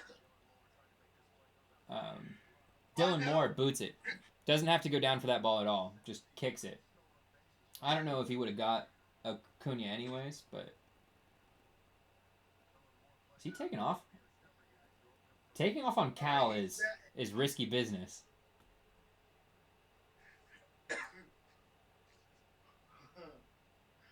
My buddy just texted me, just popped up. Dude, no hitters. Who's going to crack first? Well, Like, Fried's out, so, I mean... Well, yeah, it's true. Yeah. I mean, we'll never know, right? I mean, if he comes back out, who knows? You know, Julio gets him in the next, like, who fucking knows, but... Right. Yeah. And, I'll say after this pitch. I don't want to jinx anything. Oh, it is good. He's so fast. Oh! That was a tough one to throw down on. He had 70 bases last season. Yeah, that was just a tough one to get up on. You could see they almost like called it. It was almost a pitch out. Oh, he just missed the tag. So Cal did beat him. He just missed the tag there.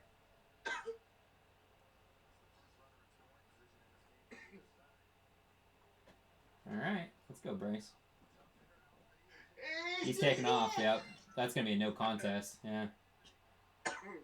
Dude, Dylan Moore playing shortstop makes me want to fucking die. Like, where are you? Why aren't you screaming at your pitcher to turn around? Like, watch him take off. He's gone. Where are you? He's almost I'm sorry. the third base by the time he gets to Raleigh. Bro, and that's the shortstop's fault. Like, what are we doing?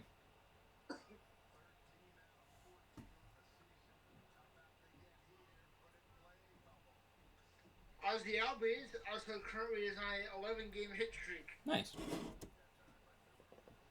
that's potentially up for grabs here to continue.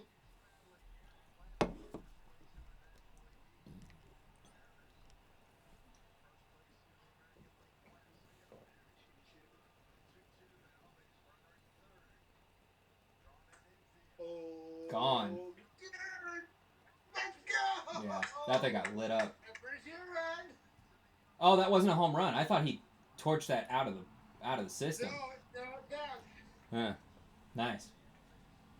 Well, that's tough. Always gets a double and there's 12 games in a row. Nice.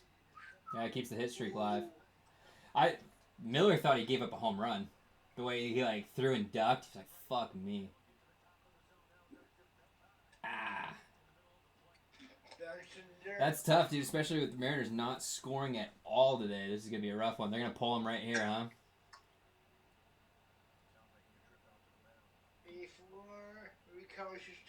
Just talking to him right now. But they're getting the. Yeah. I guarantee you, Pete's getting the bullpen up and going.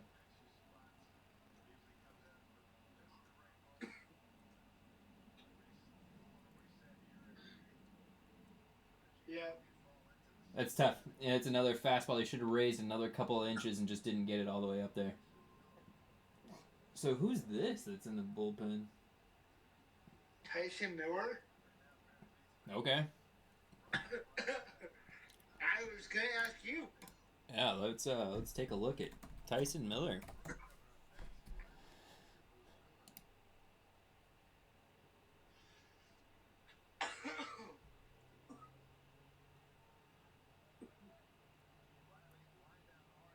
I mean, he's been with the Mariners for a little bit, I guess.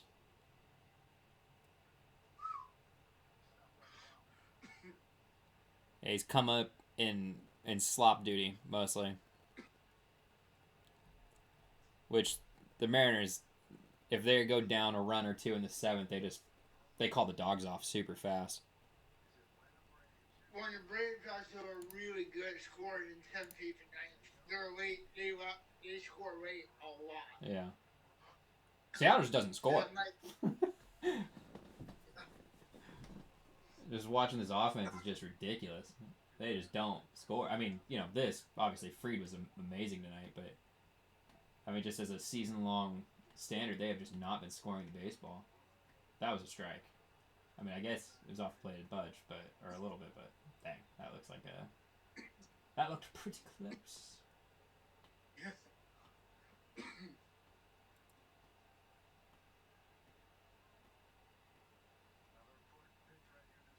Yeah, no kidding. Need this one. All right. 2-2. I just don't know why it's in the end either. I didn't realize that. Yeah. No. Got the first two on there. So Bryce Miller's fastball averages 95.3 miles per hour. The spin rate on his fastball is an impressive 26.05, which is the highest among starting pitchers. Hitters are hitting just 117 against his four-seamer.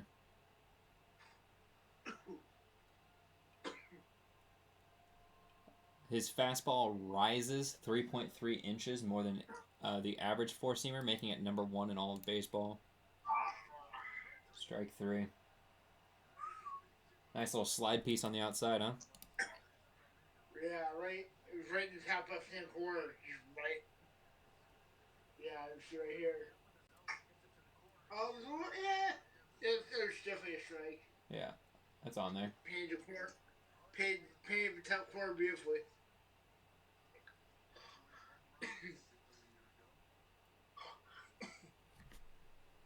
Matt Olson looks like a guy that probably can't run to his car. He's not that. He's just a big, stiff-looking son of a bitch, He just racks. So far not this year, but... I was just going to say, this season, Solid WRC plus a 99, brother. Damn. I thought Cal was about to steal that one, too.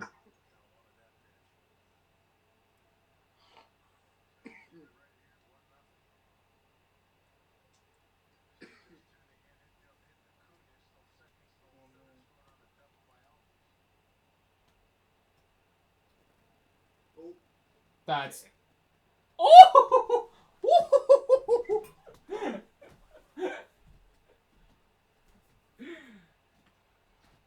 All right.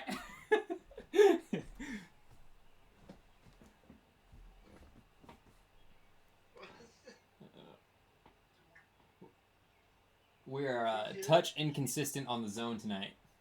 It looks like he was giving everyone that like half a baseball outside on both sides there for a little bit, and it looks like he's tightened up as the game goes on. Do you ever check out the umpire scorecards? I should. I have before. Yeah, they're interesting. I Good night. About that Did you see his little his little strike 3 call is insane. He said look at this, in slow-mo he's gonna go he said he looked like a lion trying to climb up a rock. He said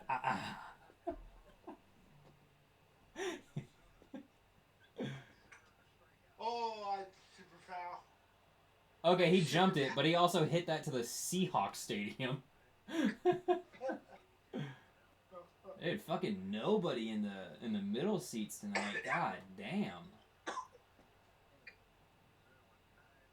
Bro, y'all, the next time you go, you need to go into the 200 section, not the 100. It's cheaper, and it's got like its own like restaurants and its own liquor spots to it and whatnot. Like the 200 section's where to be. Oh, okay. Yeah, tickets are like $75. Yeah, tickets are pretty affordable all around. I feel like might as well get closer. Yeah, well, I mean, you got a midweek game, so they're cheaper in general than the weekend tickets. Yeah. But the section up, you're where the TV cameras are. You can see everything so clear, and then like it's a little more expensive, so you're not around like a bunch of fucking retards. Which is the best. What I figured out about baseball is that you can go to a game for $10, and I've done it a lot, and I will continue to do so. I love going up to a game by myself. $10, go get some peanuts, watch the game. I'll be watching a fight on my phone or something. Watch the game, have a good old time. But every time I do that, I am surrounded by fucking riffraff that don't know baseball, that are just yelling and screaming, that are smoking more pot than I am. Not trying to do that shit. So I go to the 200 section, where you have to show your shit to get in there. And they got their own liquor, they got their own pizza spot, they got like their own stuff. And you sit up there and it's nothing but like 50-year-old men and their wives hanging out watching ball, and the guys are just like in it. It's just way cooler. I sat next to this one dude like 5-6 times in a row because I guess he had season tickets, but I have season tickets, but I don't have a seat that's mine, right? I have like a fund that I buy tickets out of, right? But he had like, that's my seat. like, I would never do that. Maybe if I lived in Seattle, but you have to make about 150 bands just to live in Seattle by yourself, so I don't know if that's going to be a thing for me. I saw a studio in downtown Seattle for like $2,800.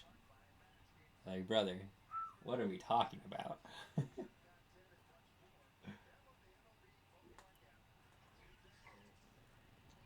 Do you have plans for the next time you're going up for a game? Not right this second. Why are you trying to go up?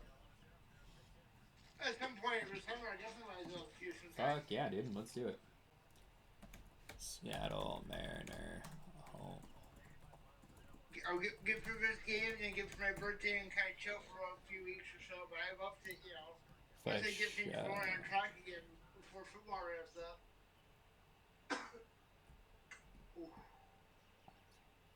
Damn, dude. Next Friday is the Cal Raleigh Funko Pop giveaway.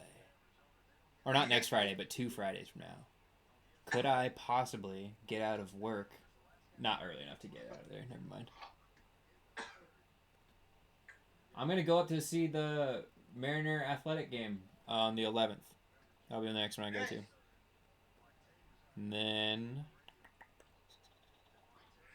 And then there's a Pride hat giveaway.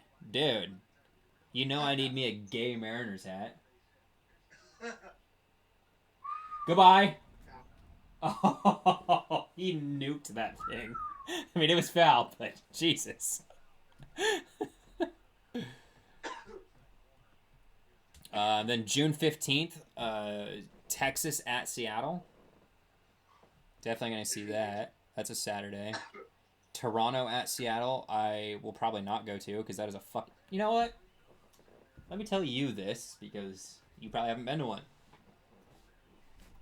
You told me the story before that yet. Brother, fuck going to those Toronto games.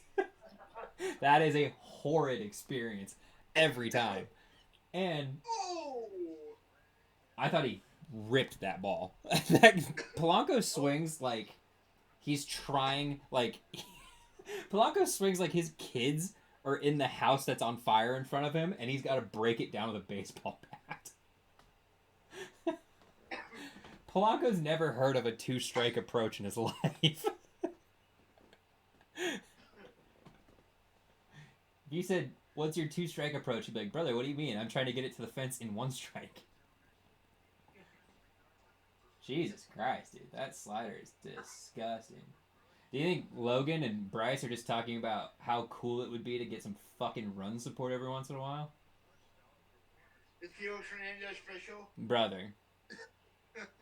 That wasn't a strike. See, this is what I'm saying. Like, dude, the last inning or so, this has been a little shitty. It's like the balls and strikes. Or if it was a strike, fine, but it should have been a strike for Bryce, too. Oh, that was gross. That was a little excuse me swing. He said, "Wait, am I sure?" That was a fucking sword piece. Nice little slider. And he threw that thing way over the top. No, he ticked it.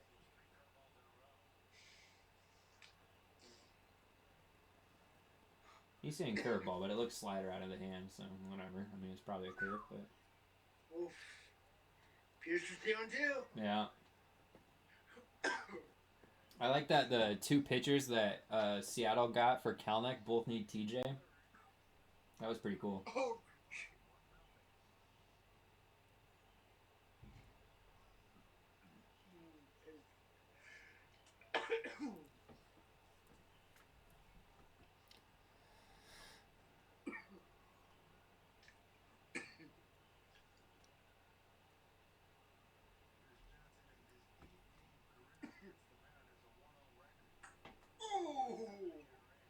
Landed that one. Damn. That's right in Cal's wheelhouse, too. That's not where you want to really put that pitch for him. I mean, hey, if it breaks that much, like, you can pretty much do whatever you want. Right. Yeah. See, this kind of shit's so frustrating, like... Because let's say it holds 1-0. Bryce Miller gets a loss. What the fuck are we talking about here? No.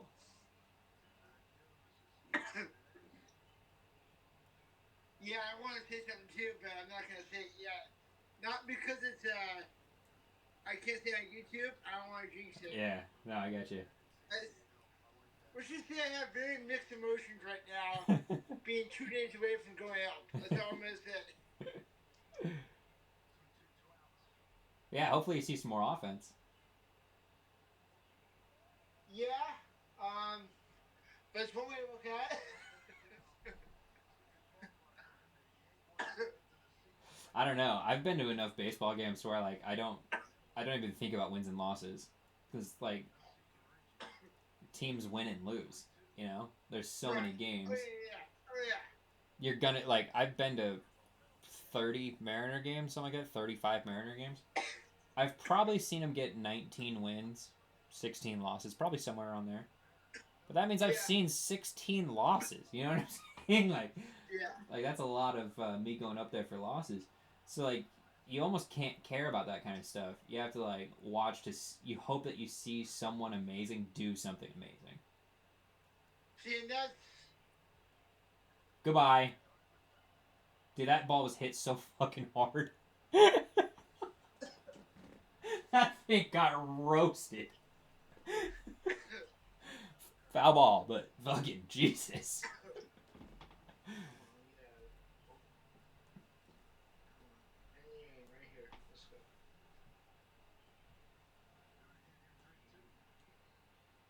Oh man. He went to the What fastball about? finally. I was wondering when it was going to come. Quick hands by Cal to get around on that. Yeah. I mean, if you see 87, 87, 87, 95, it's like, woof, that's cooking.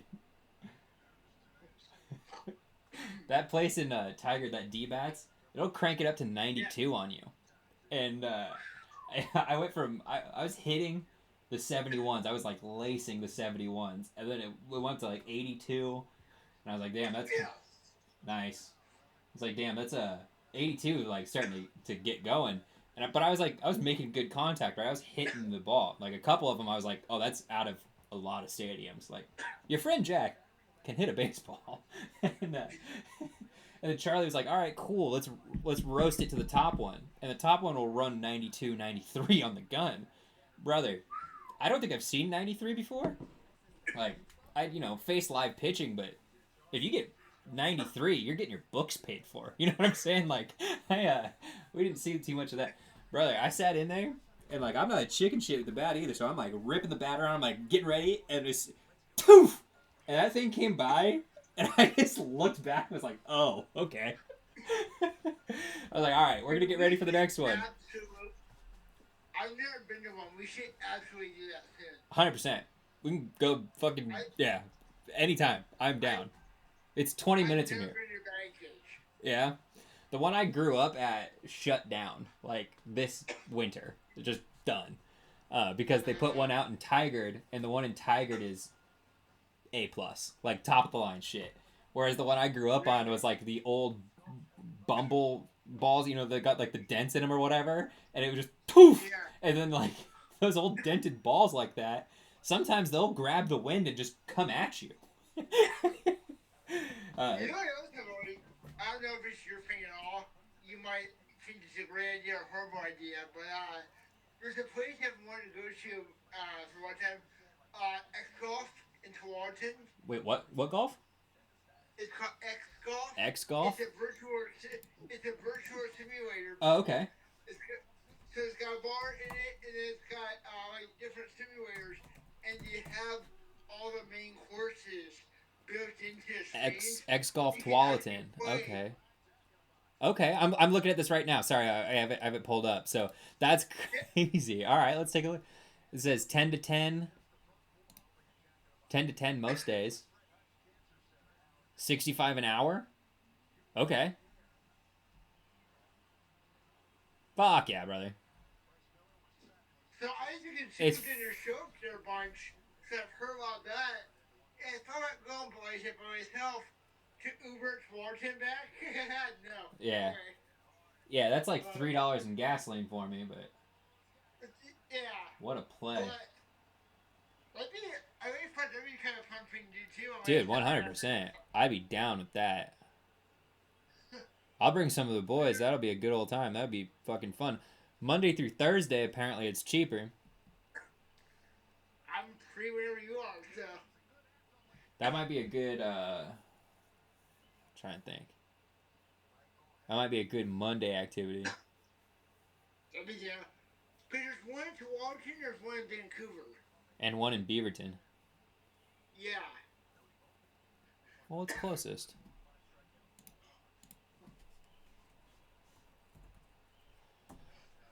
Oh, don't switch to that tab, fuck ass. I'm asking you to do something different on a different tab, obviously. Oh, wait, I have my... Oh, whatever, I don't give a shit. Hey, if you come to my house, I have guns. I will kill you. Oh, no. I'm to the computer. Oh.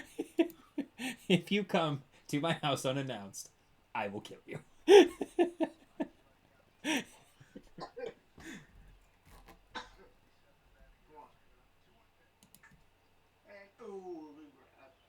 Right at him. So We got Bolton up pitching instead of the other guy, huh? Yeah, I noticed that. Whether something Miller, the other Miller. Yeah, Tyson Miller. That's right. Yeah. Okay, Miller. so it's 15 miles from my house to Tualatin.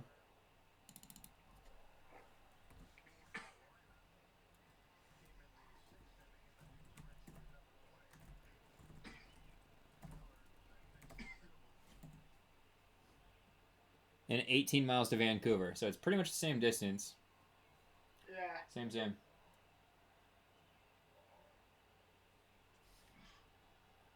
But yeah, dude, I'd be super down for that. $55 an hour, fucking all right, and just put a couple of dollars down and have ourselves a time.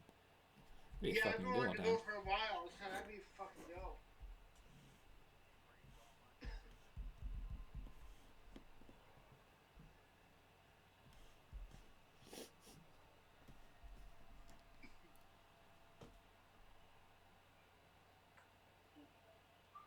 Jesus Christ, dude.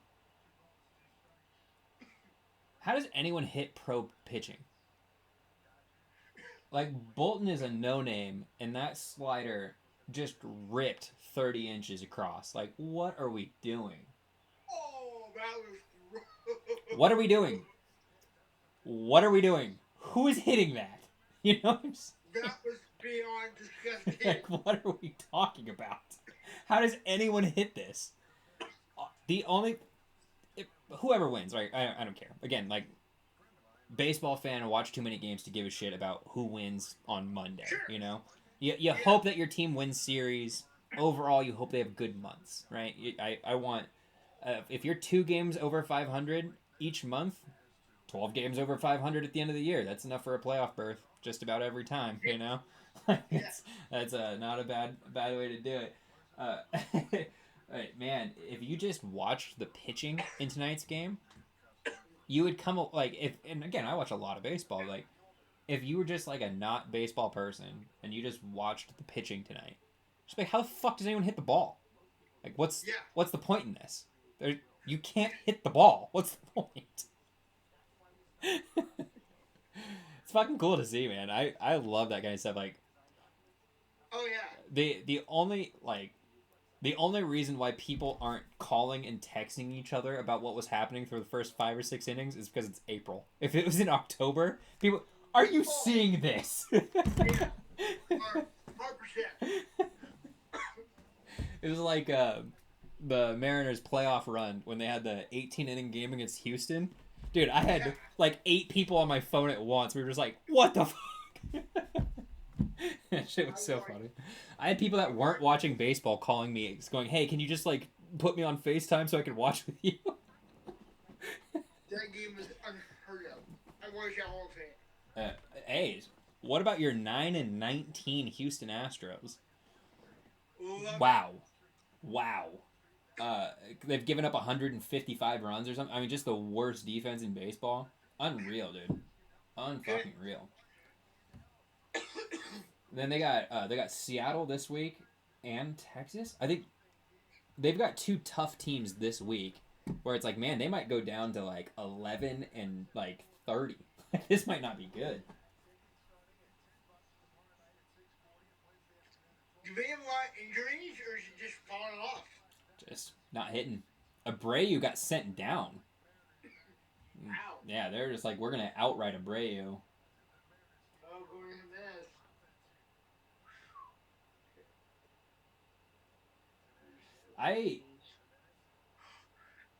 You can tell why D'Arnaud doesn't, like, that could have been a strike, and Arnaud did not give him any chance.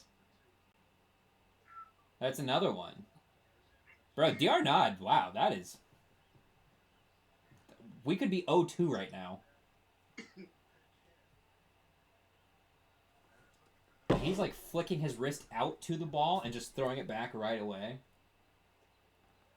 Like, brother, you are not helping your dude here at all. Yeah. The third one was a little more outside. Well, the third one was way out, but that first one in particular, like... That one made sense. Like, brother, help your guy. 4-pitch walk. 4-pitch walk.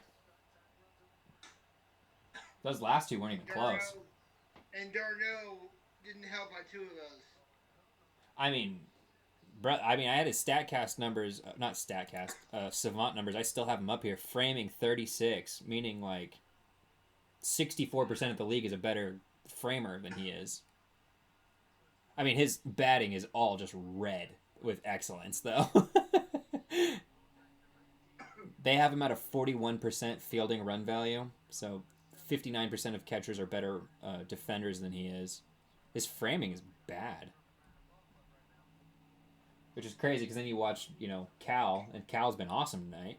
Which Cal's just awesome. At least like defensively, he's just fucking awesome. And I mean, you look at his framing numbers, and he's a 89 percentile framer. One and one. See that? Like that's another pitch where like, brother, help your guy. That should be a strike. If you miss by the baseball, like just by a baseball's depth, that should be a strike every time. Oh. Double play? Not a double play. First and third, no outs. Nope, Ty France is slow as fuck, so he pulled up. All right. Well, that was going to say earlier when I was talking about, in 2 days, if the Braves got no hitter this close to me seeing them live, and be like, hey, fuck. That's kind of that we used to maybe see more offense, and like, I don't know.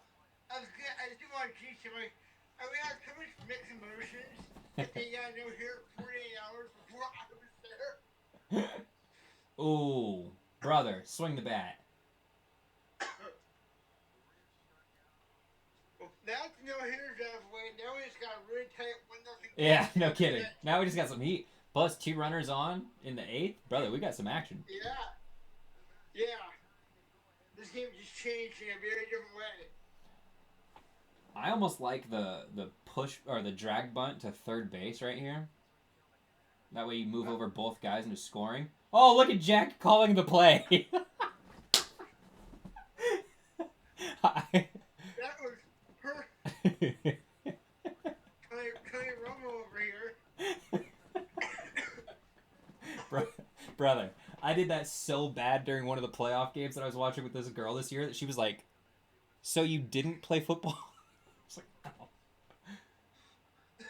"No, no, just know the game pretty well." That's so funny. When me and my friends play the baseball video game or whatever, I can do that same thing where I go, "Oh, this is what the pitching's been. This is the pitch we're about to see," and occasionally it'll line up perfect. And that stuff's so funny. It's like, all right, got you, motherfuckers. Crack. Do you watch a lot of baseball outside the Mariners? Depends. I watched Sunday Night Baseball yesterday. I mean, it's kind of hard to watch baseball outside of your team because your team plays every day. On a true off day, if there's a pitching matchup I want to see, I'll watch for sure. Yeah. Same here. Other than that, dude, I listen to a lot of baseball media. Fuck, that was terrible. Get out of play. All right. Yeah, a lot of baseball media, because that way you can just stay up with different teams through all of it. You always have to. You have to. It's so hard to follow, Brother, they play 13 games a day, like at least, and on a short day, they play 8, right? And so that's 24 hours of baseball. You know what I'm saying? Like I can only watch so much. Yeah. That's tough. Him not laying that bunt down still lays a double play down at this point. It's rough. He's geared up ahead of it. Oof. It's once. It's only one out though. Yeah, what is that? Urias is towards the bottom of the lineup, right? We're about to turn this bitch over. Yeah. Yeah, because Raleigh's coming in for Haggerty.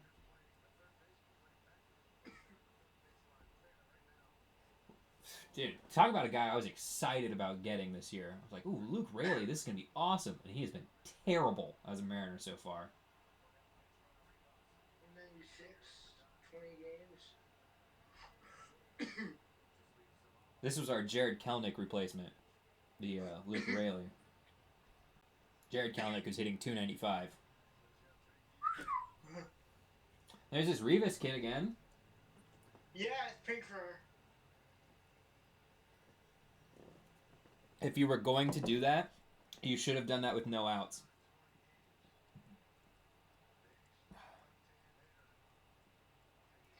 Oh, okay, good. Oof. That looked like a 3-run swing right there.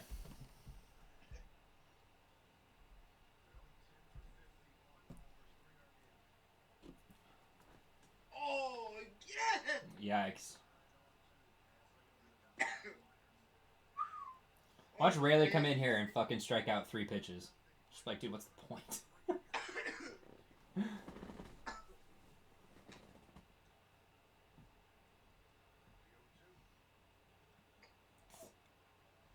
He was on top of that one, too. Keeps it alive. But he was on time, so watch, here comes the high fastball.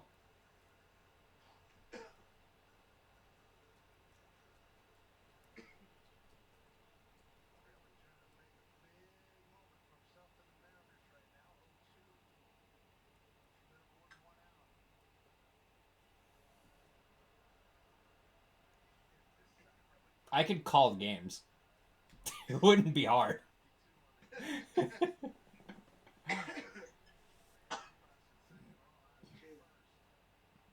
They call me Jackie Romo. Oh, shit. That's through? Doesn't get through. Wow. Good at bat from Rayleigh, just to stick in there. Bases loaded there. Did that rip his glove? Is that why he's making that motion?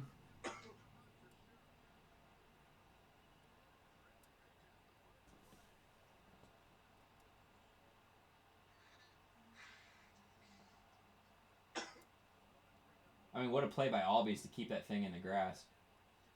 Yeah. And then he kept him. No. Oh, it ripped his belt.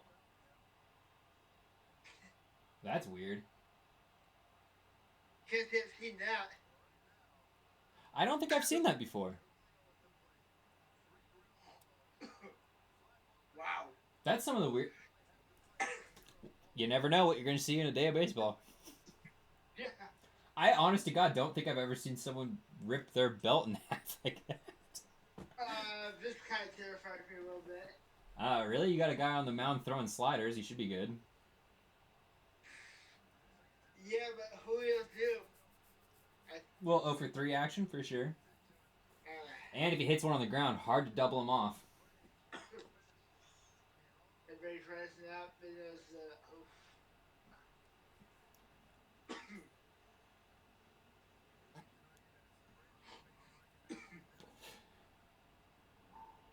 Are you allowed to smoke on YouTube? I don't think you are.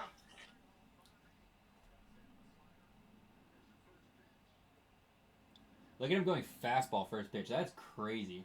Brother, just throw the slider. The scouting book is out on Julio. You throw him sliders to the outside corner of the plate, he can't lay off of it.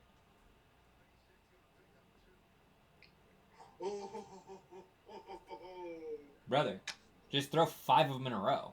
Like, I'm a Mariner fan, but like, I know how to get dudes out. Let's just keep throwing this brother the slider. What are we doing?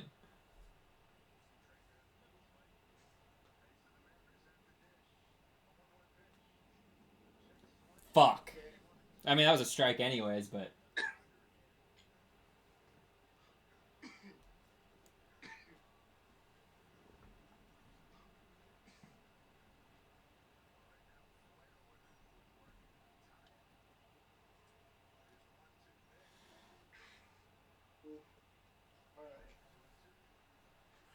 Well, 2-2 action. Oh, let me pull up the draft stuff for after all this, too. Yeah. Yeah, we didn't get to 8, right? Yeah.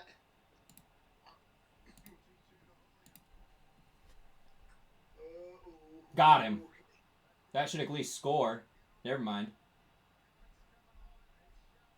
Fucking Christ, dude. Okay. Big time at bat coming.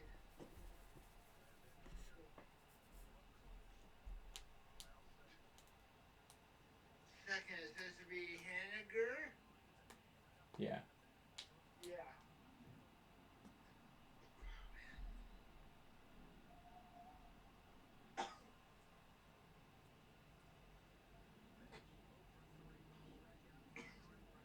Yeah, I don't know how much you've gotten a chance to really pay attention to the left fielder you guys have now, but the guy is a quality outfielder.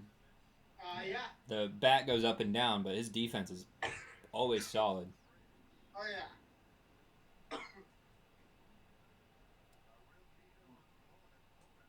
Oof. That's another one. Arnaud should have helped his guy out there. Like, I don't know if you get the strike call on there, but you definitely don't when you push your arm across and throw the ball right away.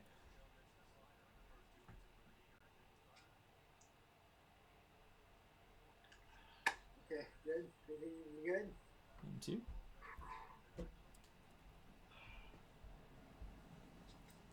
All right. Nice little Julio 0 for 4 tonight. That's pretty good. We're here to join him. Yeah, no kidding. Oh, That was terrible. Brother, what are you swinging at?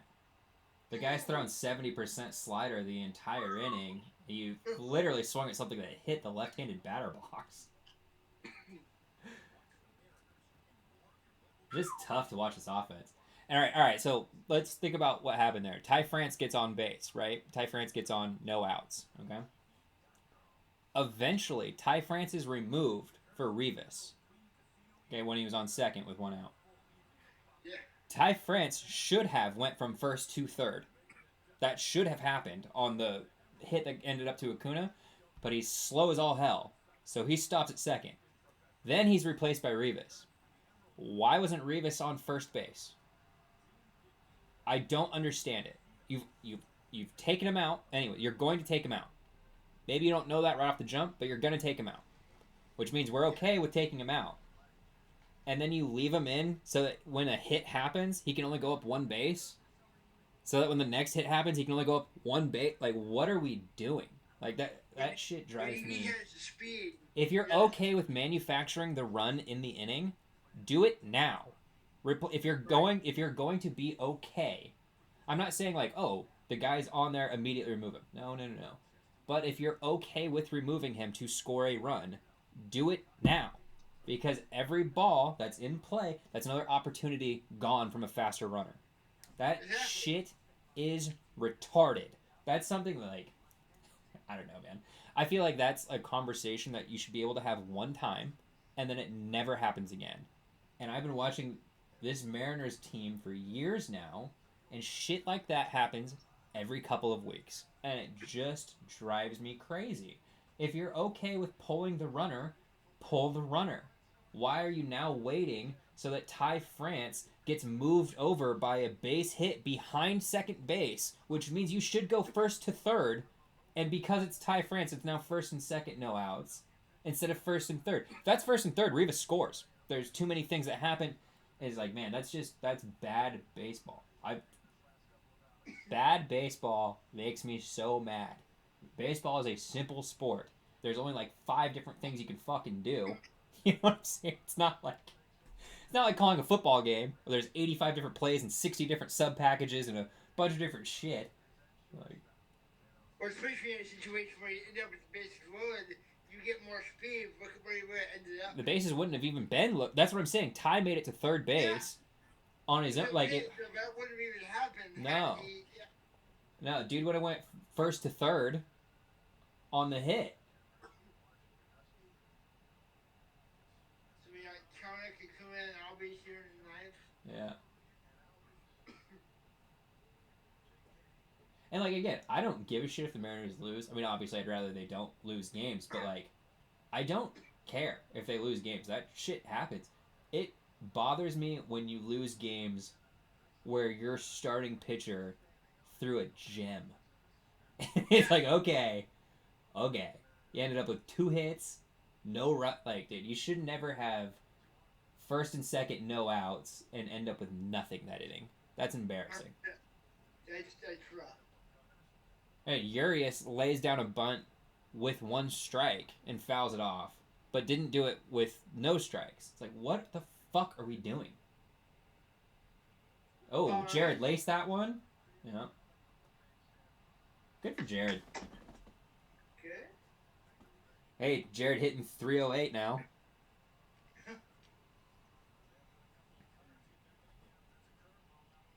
Good for him hitting a breaking ball too, right on the nose. You see Cal kind of picking on him. I think that was the. I don't think Jared saw more than 2 fastballs tonight.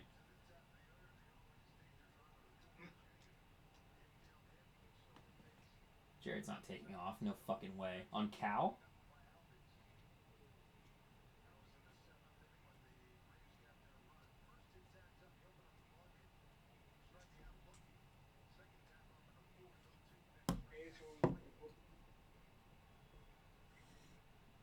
They gave Acuna that second stolen base. That's crazy. Yeah, second to third. I thought it would have been a no contest. Or I guess he probably took off quick enough to the pitch's release that they counted it anyways. Yeah. Oof, that was good. That was gross. That was really good. Yeah, the spin rate on that fucker must have been intense, dude. That was so nasty. I thought he lost control of a fastball at first. It just landed perfect. Yeah, you're not. I mean, okay, but Killick's not running. Not now. Not with a lead in the ninth. Probably not. And Voth doesn't have a very bad motion, and Cal's got a rocket. Also, that's definitely not. That's not the lead Jared would take if he was about to run.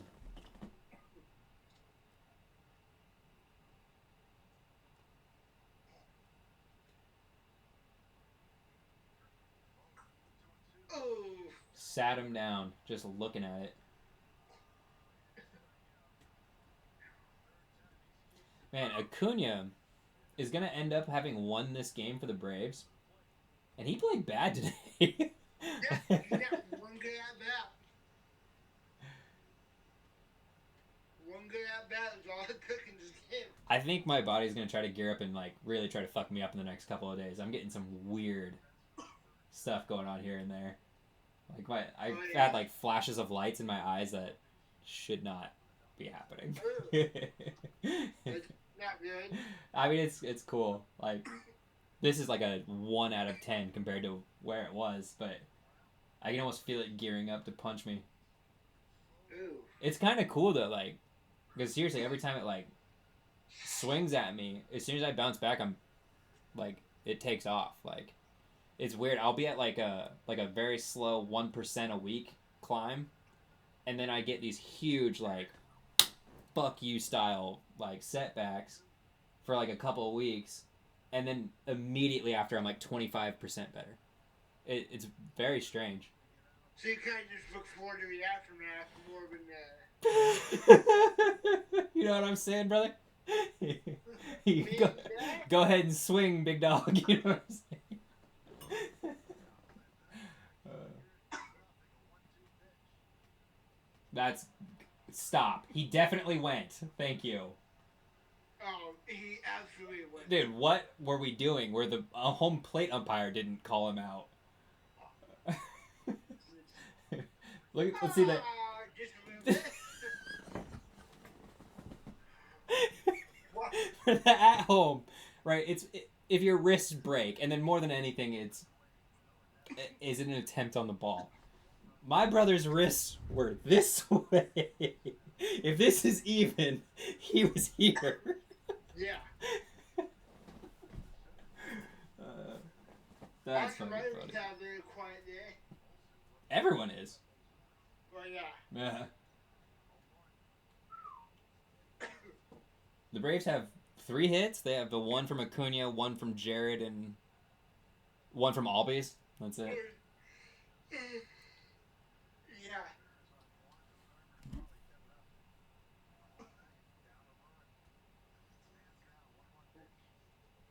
And 2.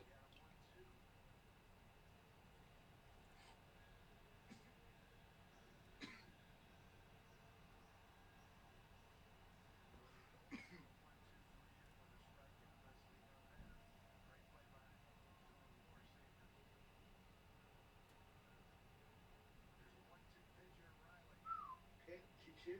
Way outside.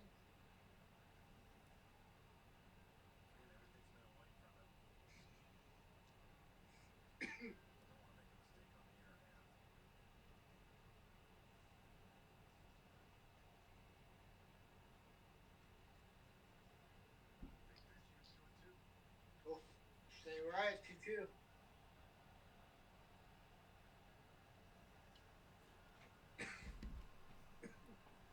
Acuna's throwing stuff to little kids in the crowd. That's nice.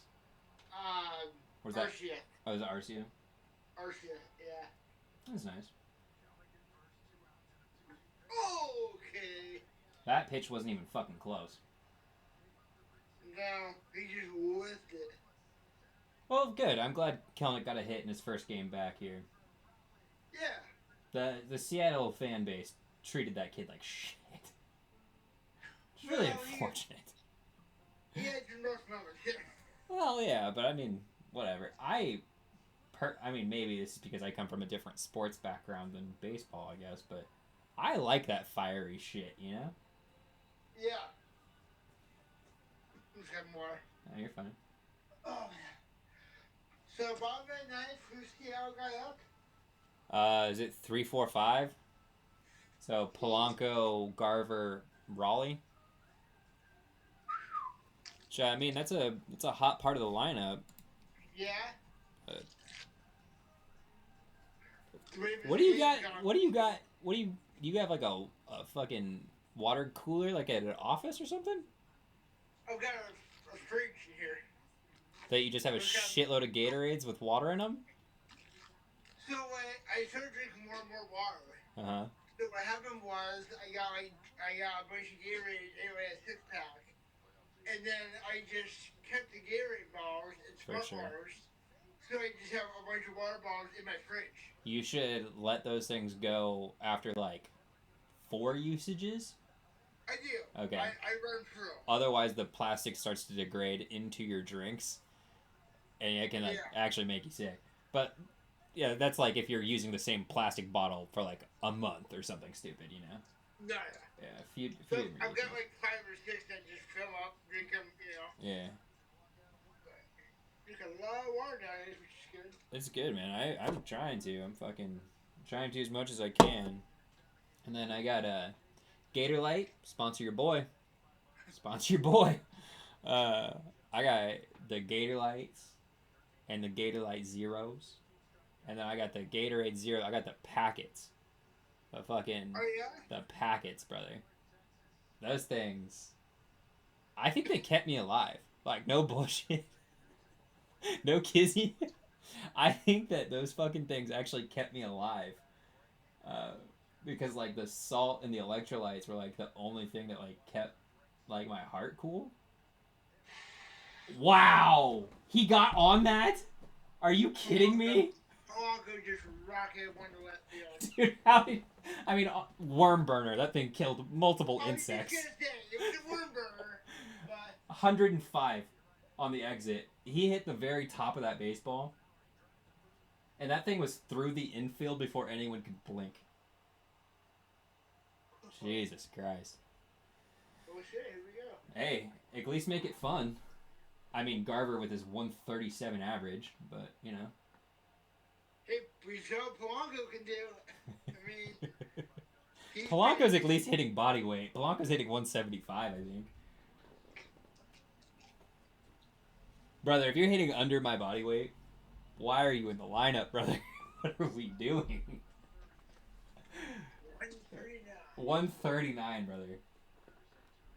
Ooh. I haven't wrestled lower than 140 since I was 14. Brother, what are we doing here? You're not hitting a freshman in high school's body weight, my friend. Nope.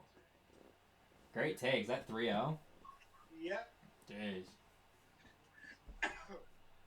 Jesus. Raleigh's coming up. Brother, UFC 300 was so nuts.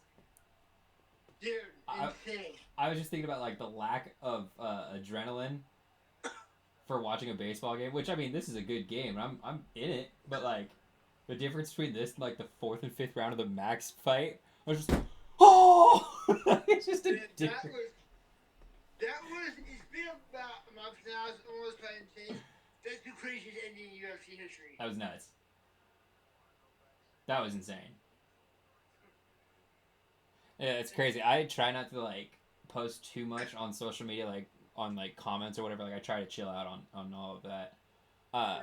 On MMA page, I didn't even think about it. I just wrote, man, Justin really lived up to that tattoo because like when he's out cold, you can see his tattoo on his ribs. It says "Death Before Dishonor," and it's got a gladiator like sitting up there. So I was like, man, he really lived up to that shit, dude. Death Before Dishonor for sure. So he had no reason to go meet Max in the middle. He had been No. beaten up. He wasn't gonna win the fight. He wasn't gonna put Max out.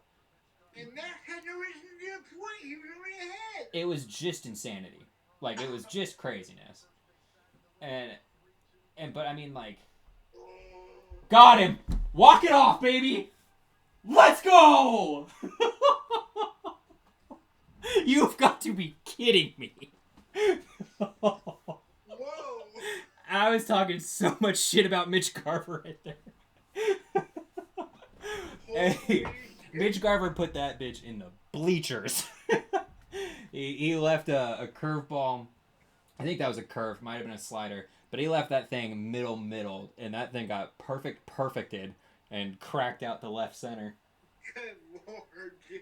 Jesus. So, man, the Mariners, after putting up exactly nothing all game, they get the first runner on in the ninth and end it with the next guy. Unreal. Walk-off homer and ball at night to beat Atlanta in game one. Yeah. So the game I was at this year ended in a walk-off, too, in extras. They were down 3. They came back and scored 4 in the 10th. Who were they playing? They were playing Boston, I think. No, Boston was the opening week, so it wasn't that one. I don't know. I can't remember. Oh, Mitch is like crying. All right, I'm a Mitch Garver fan now. That guy, obviously, he's been wearing it on his heart. Like, he's a good player. So for him to be hitting 139 is stupid. Curveball that hung, and he just cranked that fucker. Dude, oh, look at it. Look at it. He threw the bat at me. Oh, thank God. That doesn't even look like celebration. That looked like relief. Look at the Braves fan in the front row, just like, oh man. Dude, he cranked that ball. Where did that land? That landed in the bleachers. Yeah. All right, I've been to Seattle a few times. You're gonna go there to hit a ball into the bleachers in Seattle in left field.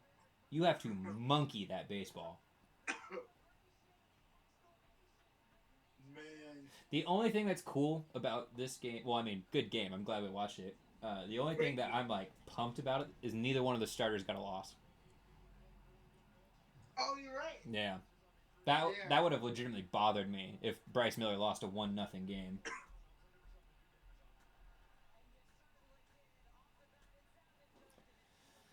Three home runs all at T-Mobile Park for Mitch Garver this season.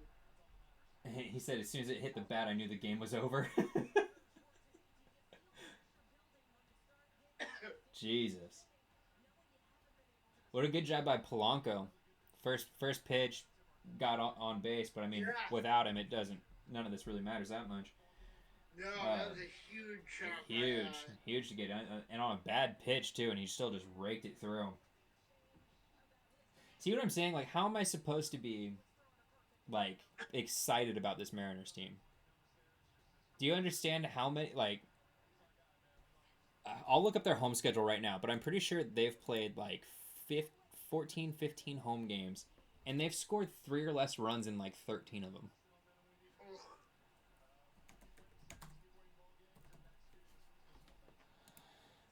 Mitch Garver now homered for the last 5 games at T-Mobile Park. Hell yeah. That's a tough one to lose for the Braves. Yeah. Hell of a game, though. Yeah. Let's see. These are all preseason. All right, so at home, the Mariners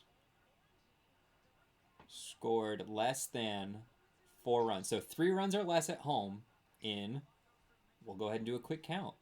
1, 2, 3, 4, 5, 6, 7,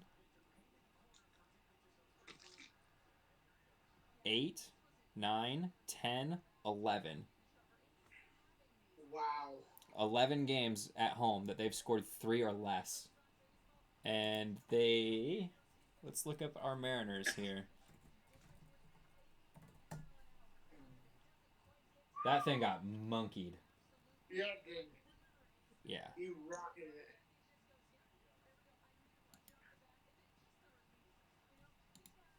Just it's honestly relief. That's what that guy, he just, I mean, look at the look on his face. He literally was not celebrating.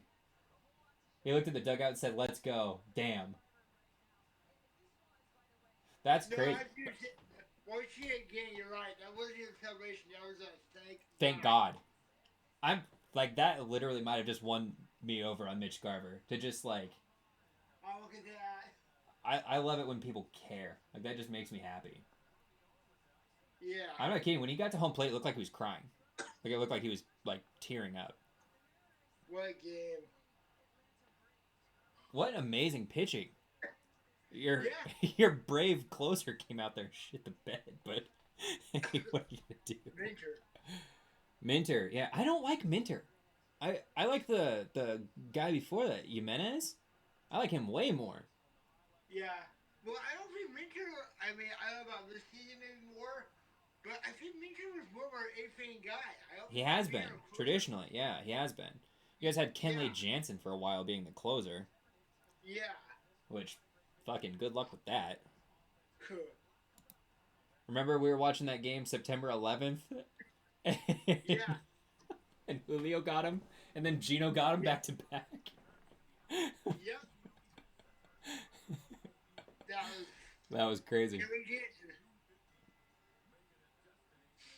So Seattle, now, we can say it now, giving up the fewest runs in baseball. Yes.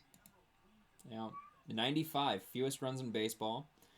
The Royals have given up 96. The Royals have played one more game, so I guess that's not quite entirely fair, but that's all right. Close enough. Close enough. Yeah, pretty good, Joe. Seattle is now 6.5 games up on Houston. They're 5.5 up on LA. They're 3.5 up on Oakland. And 1 game up on Texas. Wow. Seattle has played 17 games at home. They've won 10 of them. 11, they've only scored 3 or less. And they've won like 6 of those games that they've scored 3 or less. It's untenable. It's untenable. You cannot win baseball games like this. We are leading the division, and we've only scored 106 runs. For context, the Orioles are leading a division. They've scored 153. The Guardians are leading a division. They've scored 143. The Mariners, 106. I mean, this is just insanity. The Braves, 150. The Cubs, 147. The Dodgers, 158. The Mariners are 41 runs behind the next leading division run producer. That's retarded. How on earth can you keep that going? Well, I mean, I guess the way I look at it is you're still first in division, your record's good, and it's your first month of the season. Mm-hmm. You know, if you get your bats going, you know, I'd rather be ahead than behind. Oh, for sure. For sure. And the defense is great, and the pitching's unreal. But you can't just live on that. Like, that's brutal. Like, Bryce Miller should have left today's game. And not like today's, but I just mean like a start. In which he went 7 innings, gave up 1 run. And he should have put his feet up and been like, bro, my life is cool right now. Oh, yeah. instead of being like, bro, are we really about to fucking lose this game? That is such a weird thing. Tough one for the Braves. We saw some pretty cool stuff today. The Braves, 8-4 away, 11-4 at home right now. God damn, dude. Unreal. They've scored 150 runs on the season. They've given up 104 for a differential of 46. That's one of the best in baseball. In fact, that's best in the NL. It's tied with the Guardians for best in baseball with a run differential of 46. The Mariners, for context, have a run differential of 11. The year that 2021, when I started going to the ball games, they won 90 games, right? They were 90 and 72, and they had a negative run differential of like 40. Like it wasn't even close. And so they started selling shirts at the ball club saying, ask us about our fun differential.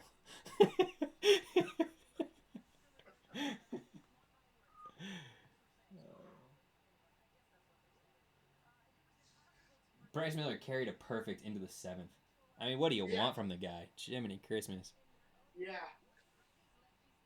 All I know is that talking to you and doing this first game, a great game like that, I'm more pumped up to watch tomorrow's game. I'm definitely more pumped up Oh, for sure. to go there on Wednesday. For sure. That'll be so much fun, dude. A good day game in Seattle, too, is a good fucking time. Oh, yeah. You got to make sure that you go up to the top and get some of the food from up there, too. Like, you can't just be hanging out at the bottom the whole time. You'll miss out on some good stuff. Right, yeah. There's a few spots I want to check out when I'm there. And so the things that I pretty much always do when I go in there is I go in. Don't go in through the home plate entrance. That sucks. Go when you go up to like the home plate entrance, you can take a right and go up a little ways towards right field, and you can get in there way easier, like way simpler. And then I go out that way. If you go in through the right field area, the dude's bathroom's right there when you walk in, which is always helpful. And then I do a circle. I go around to the center field spot where the thing for Newhouse is for the broadcaster. Have you seen that? I'm sure you've seen it or whatnot. I've seen it on TV. I've never seen it in person. You gotta go. You gotta go do that, and that's the coolest place to see the field because you're dead center and there's nothing around you, so you can actually see the field as they're like doing it. That's my first thing every time. Is I go there, I go walk to Newhouse, and I go look at the field while they're making it. Then you can go to the kids team store is like right next to it, and for $1 you can get a pen, and I think it's like $2 total. You get a pen and you can get a scorecard, and so you can like keep score or just have the lineups down or whatever. I do that a lot when I'm there too. And then for Atlanta, if you were like looking for team gear or something, if you go into the home shop by home plate, that'll probably be Atlanta shit there. Maybe not though, because they might have freaked out after because the Toronto thing was so bad. They had just all Toronto gear in last year, and the team was like the players were like freaking out. Like, don't you guys fucking dare put this bullshit in our stadium when we're playing these guys. It's very interesting. Yeah, I was surprised they have away team gear. That's odd. Well, all teams do. You. Oh really? Yeah, you'll have like a little bit here and there, but they like replaced almost everything with Toronto gear at that point. I remember you saying a while back that was a weird fucking thing. It was weird. Yeah. It was weird enough to where the players were like, what the fuck is this? Like, normally you can get like an Atlanta hat. Normally you can get like an Acuna jersey or something like that. They had like all Toronto shit. It was super strange.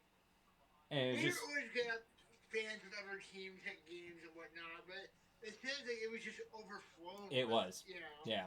Well, the Toronto series is always like that. Like, if we go in July, I might choose not to go to the Toronto series, to be honest. But yeah. I might go. They made it not night games this year. It's like a Thursday, Friday, Saturday thing, and so like the Thursday game's a night game, the Friday game isn't, and the Friday game is a night game, the Saturday game is a morning game, is like a 1 p.m. and the Sunday's a getaway game, so it's a 1 p.m. too. They weren't gonna give them back-to-back night games. Like, no way, dude. That shit got so rowdy. You Toronto fans are the fucking worst baseball fans to deal with. And I've heard that you're great in your own stadium and whatever, but I've seen you at T-Mobile and you guys are fucking assholes. And you can't drive, dude. Fucking terrible experience. Miller threw 97 pitches, 64 strikes. First pitch strikes, 17 out of 23 for 73%. That's amazing. 6 groundouts, 5 flyouts, 10 Ks. And a few of them are looking. Fucking good for him, man. That was awesome. Let me pull up some NFL draft stuff. We'll Yeah, rap yeah, about this for a few minutes. I want to watch some stuff before I get to bed, but I want to do a little bit of a draft Yeah. recap. So I mean, not too many surprises to begin with. With the Bears getting Caleb, all right, we kind of all knew that was going to happen. I'll be interested to see, man. I'm not in, I'm not out. I think that the Bears team is good enough to where he just has to be pretty average. He is so much smaller than people have let on, and I don't think anyone's really talking about it. But he's 6'1", 215. He's not a very big guy. That's like an inch taller than Russell Wilson, and like 5 pounds less. And he's not a super athlete. Very improvisational. He can move. He can wiggle, and a lot of arm talent, but not a very. We'll see. Patrick Mahomes is 6'3", 240. There's a big difference between. We'll see. Is he 240? Mahomes, big old fucking boy. I didn't think he was that big. Brother, look at that big bastard when running around, Pat Mahomes. I bet you it says like 225, 230 on his thing right now. I bet you anything that brother is 240 pounds. Yeah, this has him at 6'2", 225. He might be 6'2", but he's 6'2", 238, 240. That is a big old dude. I don't know. We'll see. Jaden Daniels ended up being the 2 pick, which, again, we thought, but we saw some other things. 6'4", 210. Man, that is a wiry bastard. Played a lot of college football. 12,000 yards passing, 3,000 yards rushing. Washington is such a shit show.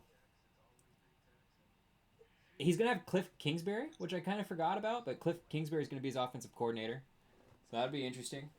I think that'll work well for, that'll be a good fit, at least. I don't know if it'll work well, but it'll be a good fit. I think if you're Washington, you gotta start somewhere, and I think he's a good enough quarterback in college. He gives you a shot. Sure. With the number 2 pick, you had to go somewhere. I liked him at LSU. I thought he looked really good. I liked the pick for Washington, but like all rookie quarterbacks, it'll be interesting to see where it goes. Yeah, I want to see what Washington's other picks were real quick. Commanders draft.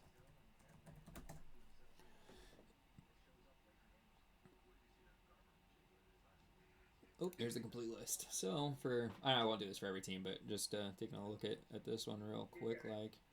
Looks like they went Jaden Daniels. They went defensive tackle from Illinois. They went corner, Michigan. Tight end, Kansas State. Guard, TCU. They got Luke McCaffrey. Now, that's an interesting one. I heard about that this morning. Holy shit, dude. Washington had 7 picks in the first 3 rounds? 6 picks in the first 3 rounds. Wow. Jordan McGee from Temple. I like Jordan a lot. Dominic Hampton from Washington. And they got Jean Baptiste in the 7th round. Interesting. Their draft is fine. They didn't have a lot in the offensive line area, which I would have thought that might be where you wanted to load up. But hey, I'm not a Commanders fan, so I don't really know the ins and outs of them perfectly. But I figured they needed more help on the inside than anything else. But whatever. Looks like they went more defensive tackle edge, which makes sense because they traded their defensive line mostly over the last. Drake May to the Pats. I like Drake May. I like Drake May, man. Yeah. Get in on Drake May. If you watch his college tape, he has some plays on there that you'll just be like, "What the fuck are you doing, brother? What are you doing?" But whatever. Drake May will be one that you'll see him on my worst quarterbacks I watched board this year for sure. He'll be on that a few times this year. But he'll also best play I saw this week. He'll be on that board too for sure. Well, I'm really excited too, and I think I mentioned just our preview show for the draft. Because not only is he a quarterback for the Patriots now, but also it's the first year from Belichick. So we're going to see a totally, potentially different looking team. So having a new quarterback and a different regime. New quarterback, but that regime is from Bill. That's Jared Mayo, who was a Bill guy, who was a coach under Bill, and is now succeeding Bill. Oh, yes, yeah. Mayo's been there for 15 years. I forgot that, Yeah. yes. Gerard Mayo, University of Tennessee volunteer legend. Fucking loved that guy in college. But, yeah. But it should be different, but I don't know if it'll be like... It's not going to be like me speaking Spanish tomorrow. You know what I'm saying? No, I didn't think about the fact that he's been there. I forgot there's an inside, obviously. Yeah. Yeah, but we'll see. I do think that there'll be more... Because their defense was always pretty cutting edge. Even when Belichick was getting older, he's still pretty on it as far as like defensive scheme. But the offense was so far behind. So we'll see if they have evolved a little bit offensively in their structure. Marvin Harrison went 4. That made sense. You know, a true one. You know, it was interesting. I was wondering if Neighbors was going to be the first one to go, just because of like the big play freak ability. But dude, Marvin Harrison's 6'3", 210. He's fast enough, big hands, big radius to catch the ball. He should have been wide receiver 1. It makes sense.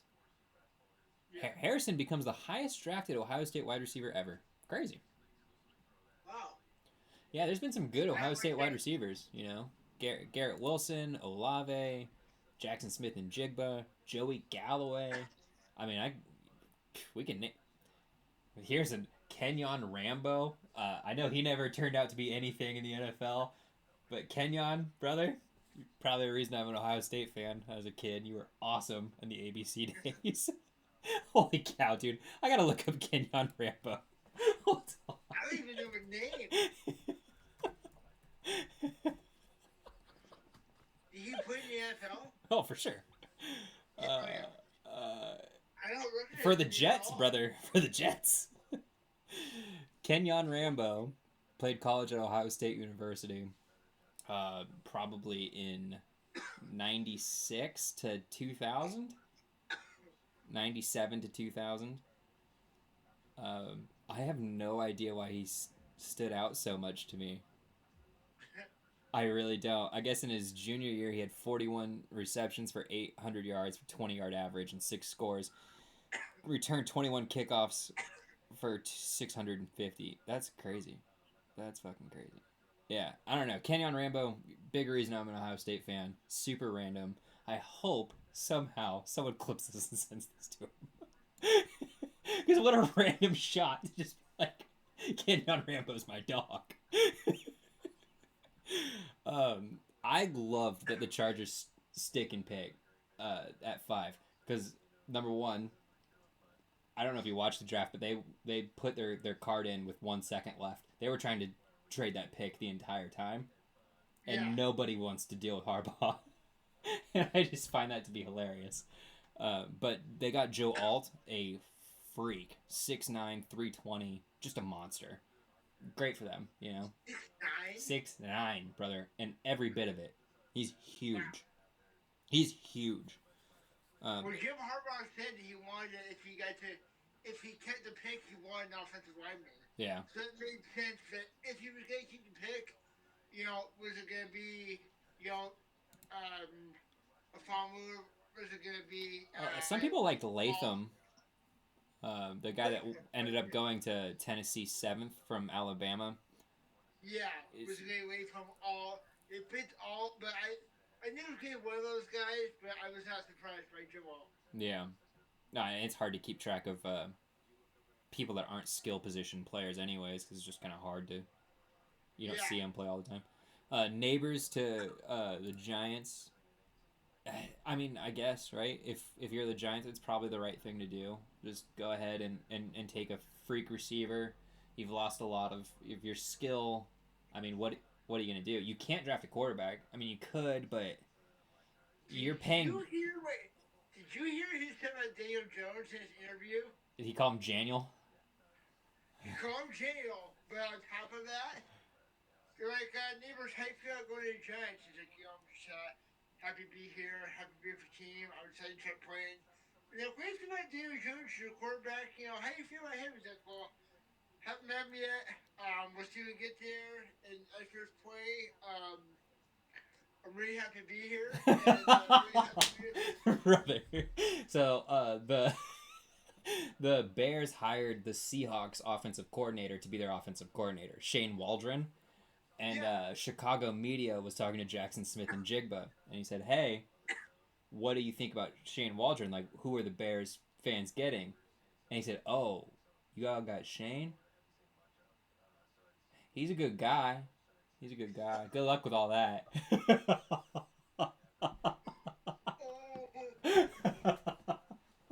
And Jackson is a sweetheart of a young man, so for him to be like, "Fuck that guy," it's just funny.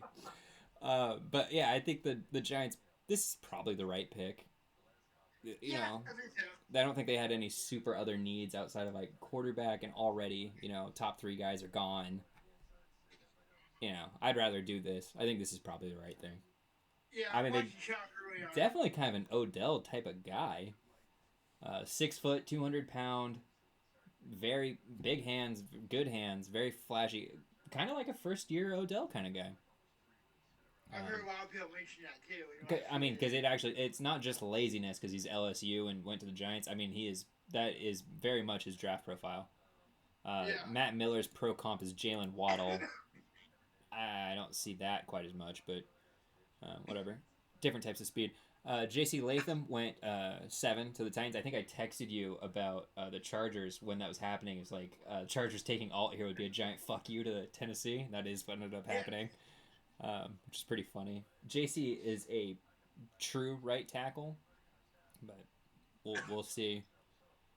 We'll see what's gonna happen there. I guess he's never taken a snap at left tackle, which is the Titans' biggest need. I mean, it was such a fuck you to take Joe Alt at 5. All right. And then here, all right, we're going to get to the most fun pick right now. Now, we have to take a pause for a second. Now, break my pause. Because we are about to have a lot of fun. What the fuck are the Falcons doing? All right. I have comments. So before we start this, Michael Penix by ESPN's draft ranking was the 6th ranked quarterback. He was the 43rd overall ranked prospect in an 85 grade. He's 24 years old next month. He has torn his ACL twice and had 2 shoulder injuries. Correct. Okay. Again, going to be 24 next year. So if this pick works out, he will be 24 in year 1, 25 in year 2, 26 in year 3, 27 in year 4, 28 in year 5, going into his second contract. That's fucking insane. Okay, so how do you even want to break this down? Because this is nuts on so many different levels. Okay, this is WWE wrestling. Tie me in. Yeah, go for it. Go as you want. So Jack just laid out how old he is, the injuries, where he was supposed to go, where he went. The coup de grace, the cherry on this what the fuck Sunday, is you got a quarterback, number 8, your top 10 pick, after you signed Kirk Cousins to a multi-year, $100 million contract, and you got a backup quarterback for insurance in the top 10 of the NFL draft. Yeah, it's crazier than that because they made Kirk's money is almost all in signing bonus, and so none of it. If you trade Kirk, all of that money becomes due now, and so they can't trade him until year 3 of the contract. All of his guaranteed money's up front, so like if they tried to trade him next year, his cap hit would be like $100 million. You can't do it. So and then go ahead. at the press conference, it was like, "Hey GM, what you doing?" And I'm paraphrasing. I don't have a quote in front of me, so I'm kind of paraphrasing. Forgive me. But basically, in a nutshell, what he said was, "If he Penix is a great player, he's going to be really good.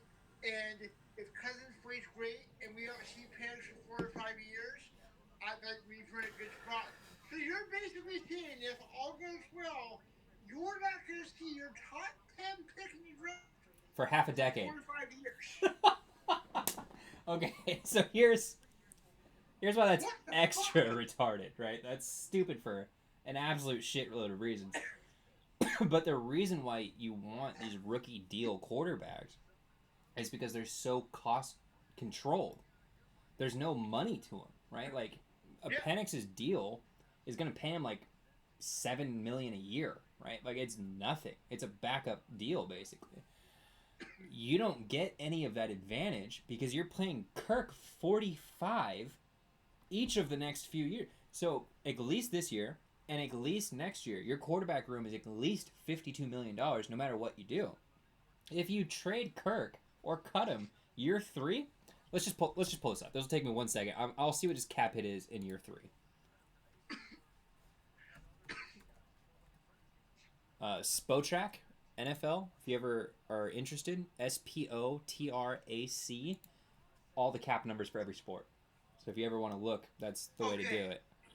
Um, so let's go to Atlanta. Atlanta picked up Kyle Pitts' fifth-year option apparently, which that's cool. Okay. Well, I mean they were going to, right? Um, Yeah, exactly. Atlanta, number 4 overall pick. Pitts, highest tight end's ever been drafted. Okay, interesting choice. Last year, number 8 overall pick, running back Bijan Robinson. Interesting choice. Uh, I think it was the year before Bijan, the year after Pitts. They were either 8 or 9, and they took Drake London. Interesting choice. And then we got. He's been pretty good for what it's worth, but But was he a top 10 pick? Probably fucking not. no, but Yeah. for yeah, And that's an interesting pick. And then this year, 8th overall pick, Penix. Okay, so Penix, there's so many different ways to. This is so stupid on at least 3 different trains of thought that it's honestly kind of hard to give it its due oh yeah. in its I stupidity. I have spun and thought like this a million ways in the last 5 days. I've had one person, or I've had a few people explain to me one way, and you're like, well, Cousins is older, he's injury prone. Okay, He's been then hurt why once. did you give him the money? Yeah. You don't get to make. If they didn't have Cousins, okay, sure. If it was a 1 year deal, okay, maybe. But well, he's got injuries. He's older. After you paid him over $100 million for a multi-year contract, Okay. so Here's some of it because I'm seeing this right now. So if they got rid of Kirk Cousins today, 90 million against the cap. So obviously he's here this year, right? yeah, If they get rid of him next year, 65 against the cap. He's in. He's in like sin next year too. If they get rid of him the third year, 35 against the cap. So even if you play this out for the first 2 years and you go, hey, we wanted Kirk to show this kid the ropes. We don't mind our quarterback being 26 before he takes a snap. Okay. I would almost be on board with that. I would think that's a little silly, but you could talk me into it. The exit money for Kirk is 35 M's year 3. Meaning, no matter what, your quarterback room is going to be 35 plus Penix. So 42, 43? yeah. Where is it? I'll find Penix too. Where is he at? Is he on this one yet? It doesn't look. Oh, yep. They don't have his numbers up yet, unfortunately. Uh, but because he's a top 10 pick, so he's going to be a few $1,000,000. So let's just say it's 5. Let's say it's a nice easy number. It's 5. His third year, which is when you would hope that you're going to get the jump, right? Your quarterback kind of struggles as a rookie, does better year 2. Hey, we're cooking with gas year 3, right? Uh, he's going to cost $40 million. It's his 5 and Kirk's 35. So while everyone else has a cheap rookie quarterback for $5, $6, $7 million, I mean Caleb will cost 10 year 3, 10 or 11, something like that. The Bears have no other money, so the Bears will have an $11 million quarterback room plus a backup or two, so it'll be like a $18 million room. The Falcons will be at 45 no matter what. It's like, okay. And by the way, Caleb Williams in that first year will be probably developed and has 3 years in the league experience, while Michael Penix will be 20. Year one of playing. 28? Yeah. Year one. Yeah. Yeah. No experience in the NFL. He'll be going into his 26-year-old season. He'll be 26 year 3. And he'll have played no games. I mean, granted that it goes well, right? Given health. Barring. Yeah. Whereas Caleb will be entering his 3rd year starting, and he'll be 23. It's like, what are we talking about here? Anyways, whatever. So Penix as a prospect. Let's just spend 2 minutes on Penix as a prospect. Sure. I don't mind the left-handed thing. I know some teams don't like it because you kind of have to shift what you're doing, right? People play football right-handed, so things kind of go the way it would be more comfortable for right-handed people. Generally, your best receiver lines up to your left. It's different with a right hand or with a left-handed quarterback. It's like things like that change, and some guys are not into it. I don't really give a shit that much. That kind of stuff doesn't bother me. The 4 injury thing, that's tough, right? Like 2 ACL tears is tough. He did still run a 4.5, so apparently the knee's pretty stable because he's still running. He's still moving. And he's not really a running quarterback, so you don't really worry about that too much. The shoulder injuries, that's one where it's like, oh, buddy.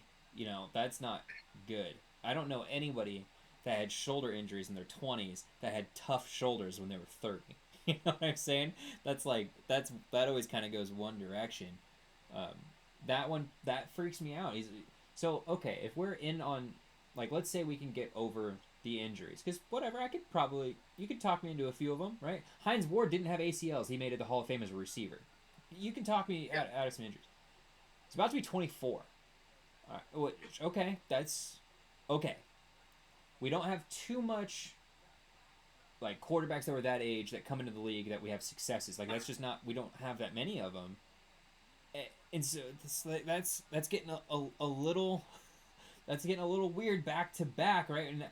And so I would, and then the team aspect of it that becomes weird, like the Falcons, because like I had said, because there's a lot of Seahawk fan banter about we want Penix, and apparently the Seahawks asked around to try to get up to 10 to see if they could get Penix. I would have lost my mind. If he had made it to the 2nd round and a team took him, 100%, totally understand. Or if he had made it to like 23, 24, where it's like, okay, now we're starting to trade back into the 1st round because we want that 5th year option, right? Because if you get a quarterback that's awesome, but you only have him for 4 years, now you have to pay him year 5. Whereas if you get the 1st round, pick, that 5th year is cost controlled. You get another year to be, you know what I'm saying? So, like, I would get it if someone was like, oh, well, pick 28. We liked Penix, had him as a 2nd round grade, wanted to get him at the end of the 1st. I would totally understand that.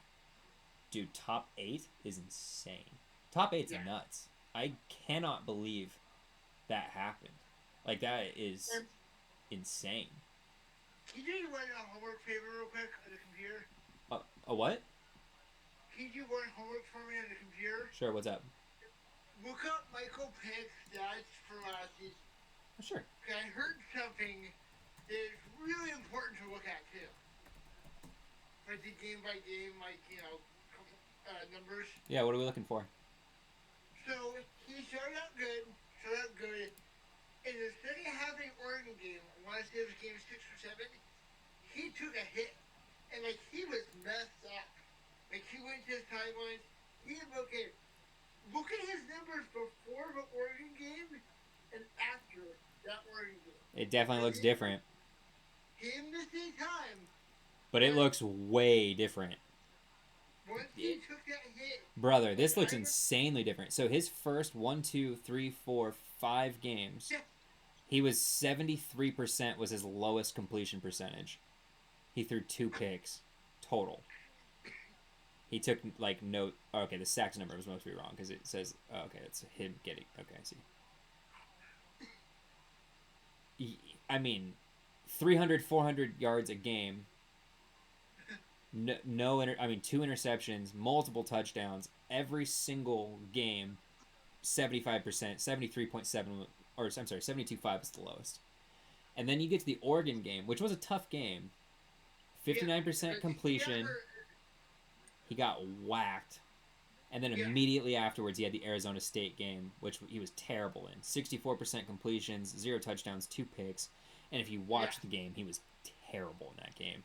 Then he had Stanford, 56% completion, 21 of 37. I mean, the yards are there, the touchdowns are there, the rating, eh. If you're just looking at completion percentage, right after the Oregon game, it just takes a nosedive. Yeah. And those guys have all the injuries you've already mentioned. And like in the Michigan game, or not Michigan, sorry, who they play in the semifinals? Texas. Texas. He made some plays there. He was great in the Texas game. He looked great in the Texas game. Yeah. You know? So I mean, he kept playing after that. He had good moments in the college football playoffs. But if you look at that hit in his numbers, on top of everything else you mentioned, that looks really. I mean, you're putting me onto something here. I had no. I mean, you can the line of demarcation at the Oregon game is astounding. Yeah. I mean, it looks like two different players. And then the Oregon State game, I was on a date. I watched that game at a bar arcade or whatever with this girl. And I just remember being like, damn, dude, Penix is having a tough go of it. And, I mean, wow, 46%, 162 yards. He was bad. Yeah. I thought he was bad in that Michigan game, too. I mean, not just like... I mean, he looked bad. He missed one... He missed a championship game for sure. He missed a rail shot to Odunze on the right rail. I think it was in the third quarter that would have brought him... I think it would have either tied him or brought him back to within 3. And he missed it by fucking 8 yards. It was just terrible. Yeah, he was bad in that Michigan game. 52% completion, 1 touchdown, 2 picks. He had a rough one there. But whatever. I'm rooting for Michael Penix Jr. I am. I do. Absolutely. I just think that... I mean, what an unbelievable thing that the Falcons did. It's not about necessarily the prospect or even the Falcons, like, roster, because I think the roster's pretty good. The roster's pretty fun. I was excited about the Falcons getting a Dallas Turner or... I mean, that's what I heard. Or a J.C. Latham, you know, maybe get someone to plug into like right guard or something, you know, or you know another safe, like you know. I was excited to see them get another impact player and see what they could do, especially with Kirko. I like Kirk Cousins. I think he's a good quarterback. I think he's right around 10th, 11th, like right about there. God damn it, we're gonna have to put together a list at some point. But I just can't believe that this was the choice. Like, not necessarily because Penix was bad, but I mean, fuck. If the Raiders took Penix at 11 or 10 or wherever they were at, I'd be like, oh, that makes sense. Like, I would have disagreed, but I would have understood, you know. And by the way, I've heard the last couple of days that the Raiders just said that was the plan. Yeah, they got jumped. Yeah. Yeah. Wait, well, I guess not jump, but they got beat to the punch. They got beat to the punch. Yeah. Yes. Which, that's tough, because I think that would have been good for them. I really do. Yeah, but I like them getting Brock Bowers, though. I think that's a good pickup for them. For sure. But Penix would made way more sense in Vegas than he would have than Atlanta? 100%. Not even close. Close. I think it was a FS1 show. It was like, one of them was like, I think that the Raiders in Atlanta... like they got mixed up as to who did what in free agency this year, because if Atlanta signed Gardner Minshew and then drafted Penix, all's good in Roswell, brother. No one cares. We're good. Yeah. But if the Raiders, like, it's just like, man, that's tough. The Raiders ended up with no quarterback because you ended up with Gardner Minshew. It's like, oh, that's weird. If Gardner Minshew is your plan, you might as well have went bigger money for Kirk Cousins. You know, he probably could have done it that way. And they just did. It's like they forgot. Like they completely crossed paths on that. It's absolutely fascinating. I mean, even the Jordan Love pick. Rodgers, pretty old, hadn't been playing exactly great, and it was a late 20s pick. It wasn't a... Late first round. Took a flyer on. Dude, top 8? Are we fucking kidding? Are we joking? That is insane. I heard something. One of the funniest things I've heard is Tremaine signing Kirk Cousins to $100 million deal and then drafting Michael Penix top 10 is like proposing to your girlfriend and getting on Tinder during the honeymoon. For sure. It is 100%. Yeah, that is insane. And what's even wilder about it is they didn't bring him in for a meeting. They didn't bring Penix in for a top No, 30 visit. I heard that too. That's crazy. Well, it's not even an like you have to announce your 30 visits. Penix wasn't even. Nope. Penix didn't know he was going to get drafted by the Falcons. No one knew. It makes no sense. I don't think the owner knew. Because did you see that thing where Arthur Blank came down? And he was talking to Fontenot or whatever I think is his name. Yeah. He was like in his face right after the first round. He was like, "What are we doing? What are we doing?" Dude, it's a pretty funny video. If you get a chance to see it, fucking take a look see. We'll have a million more years to talk about this Penix thing because I mean this is literally going to be something. Because what if the Falcons are 11-6 this year? What if they're good? And we're just like, what the fuck, dude? They were an edge rusher away. That would be crazy. People are going to watch the Falcons so much more just to see how. I am. I would. Yeah, I thought they were going to be fun to begin with, but I'm definitely in on it this year. Dude, I totally like it more. I was gonna hit you kind of short. I know it's kind of random trying to end the show. My phone's at 4% and blinking at me. Okay. So you probably should wrap this up for top 8 hours, almost 10 o'clock. But I want to do some more. For I sure. just have my phone to. As abrupt as this is the end of the show, we just cut it out and be 10 times more random. So. No, yeah, you're good. We'll get off here in about 30 seconds. I like the Jets pick, Fashiono. I thought that was great. Great pick. We need an offensive lineman. I think the only thing that's tough about is he's a left tackle, correct? Yeah, usually. But you can shift over. And Tyron Smith, who just signed from the Cowboys, who is a left tackle. Yeah. So ideally he'll be a backup, but still, I'd like to move. I think Fashiono is going to be great.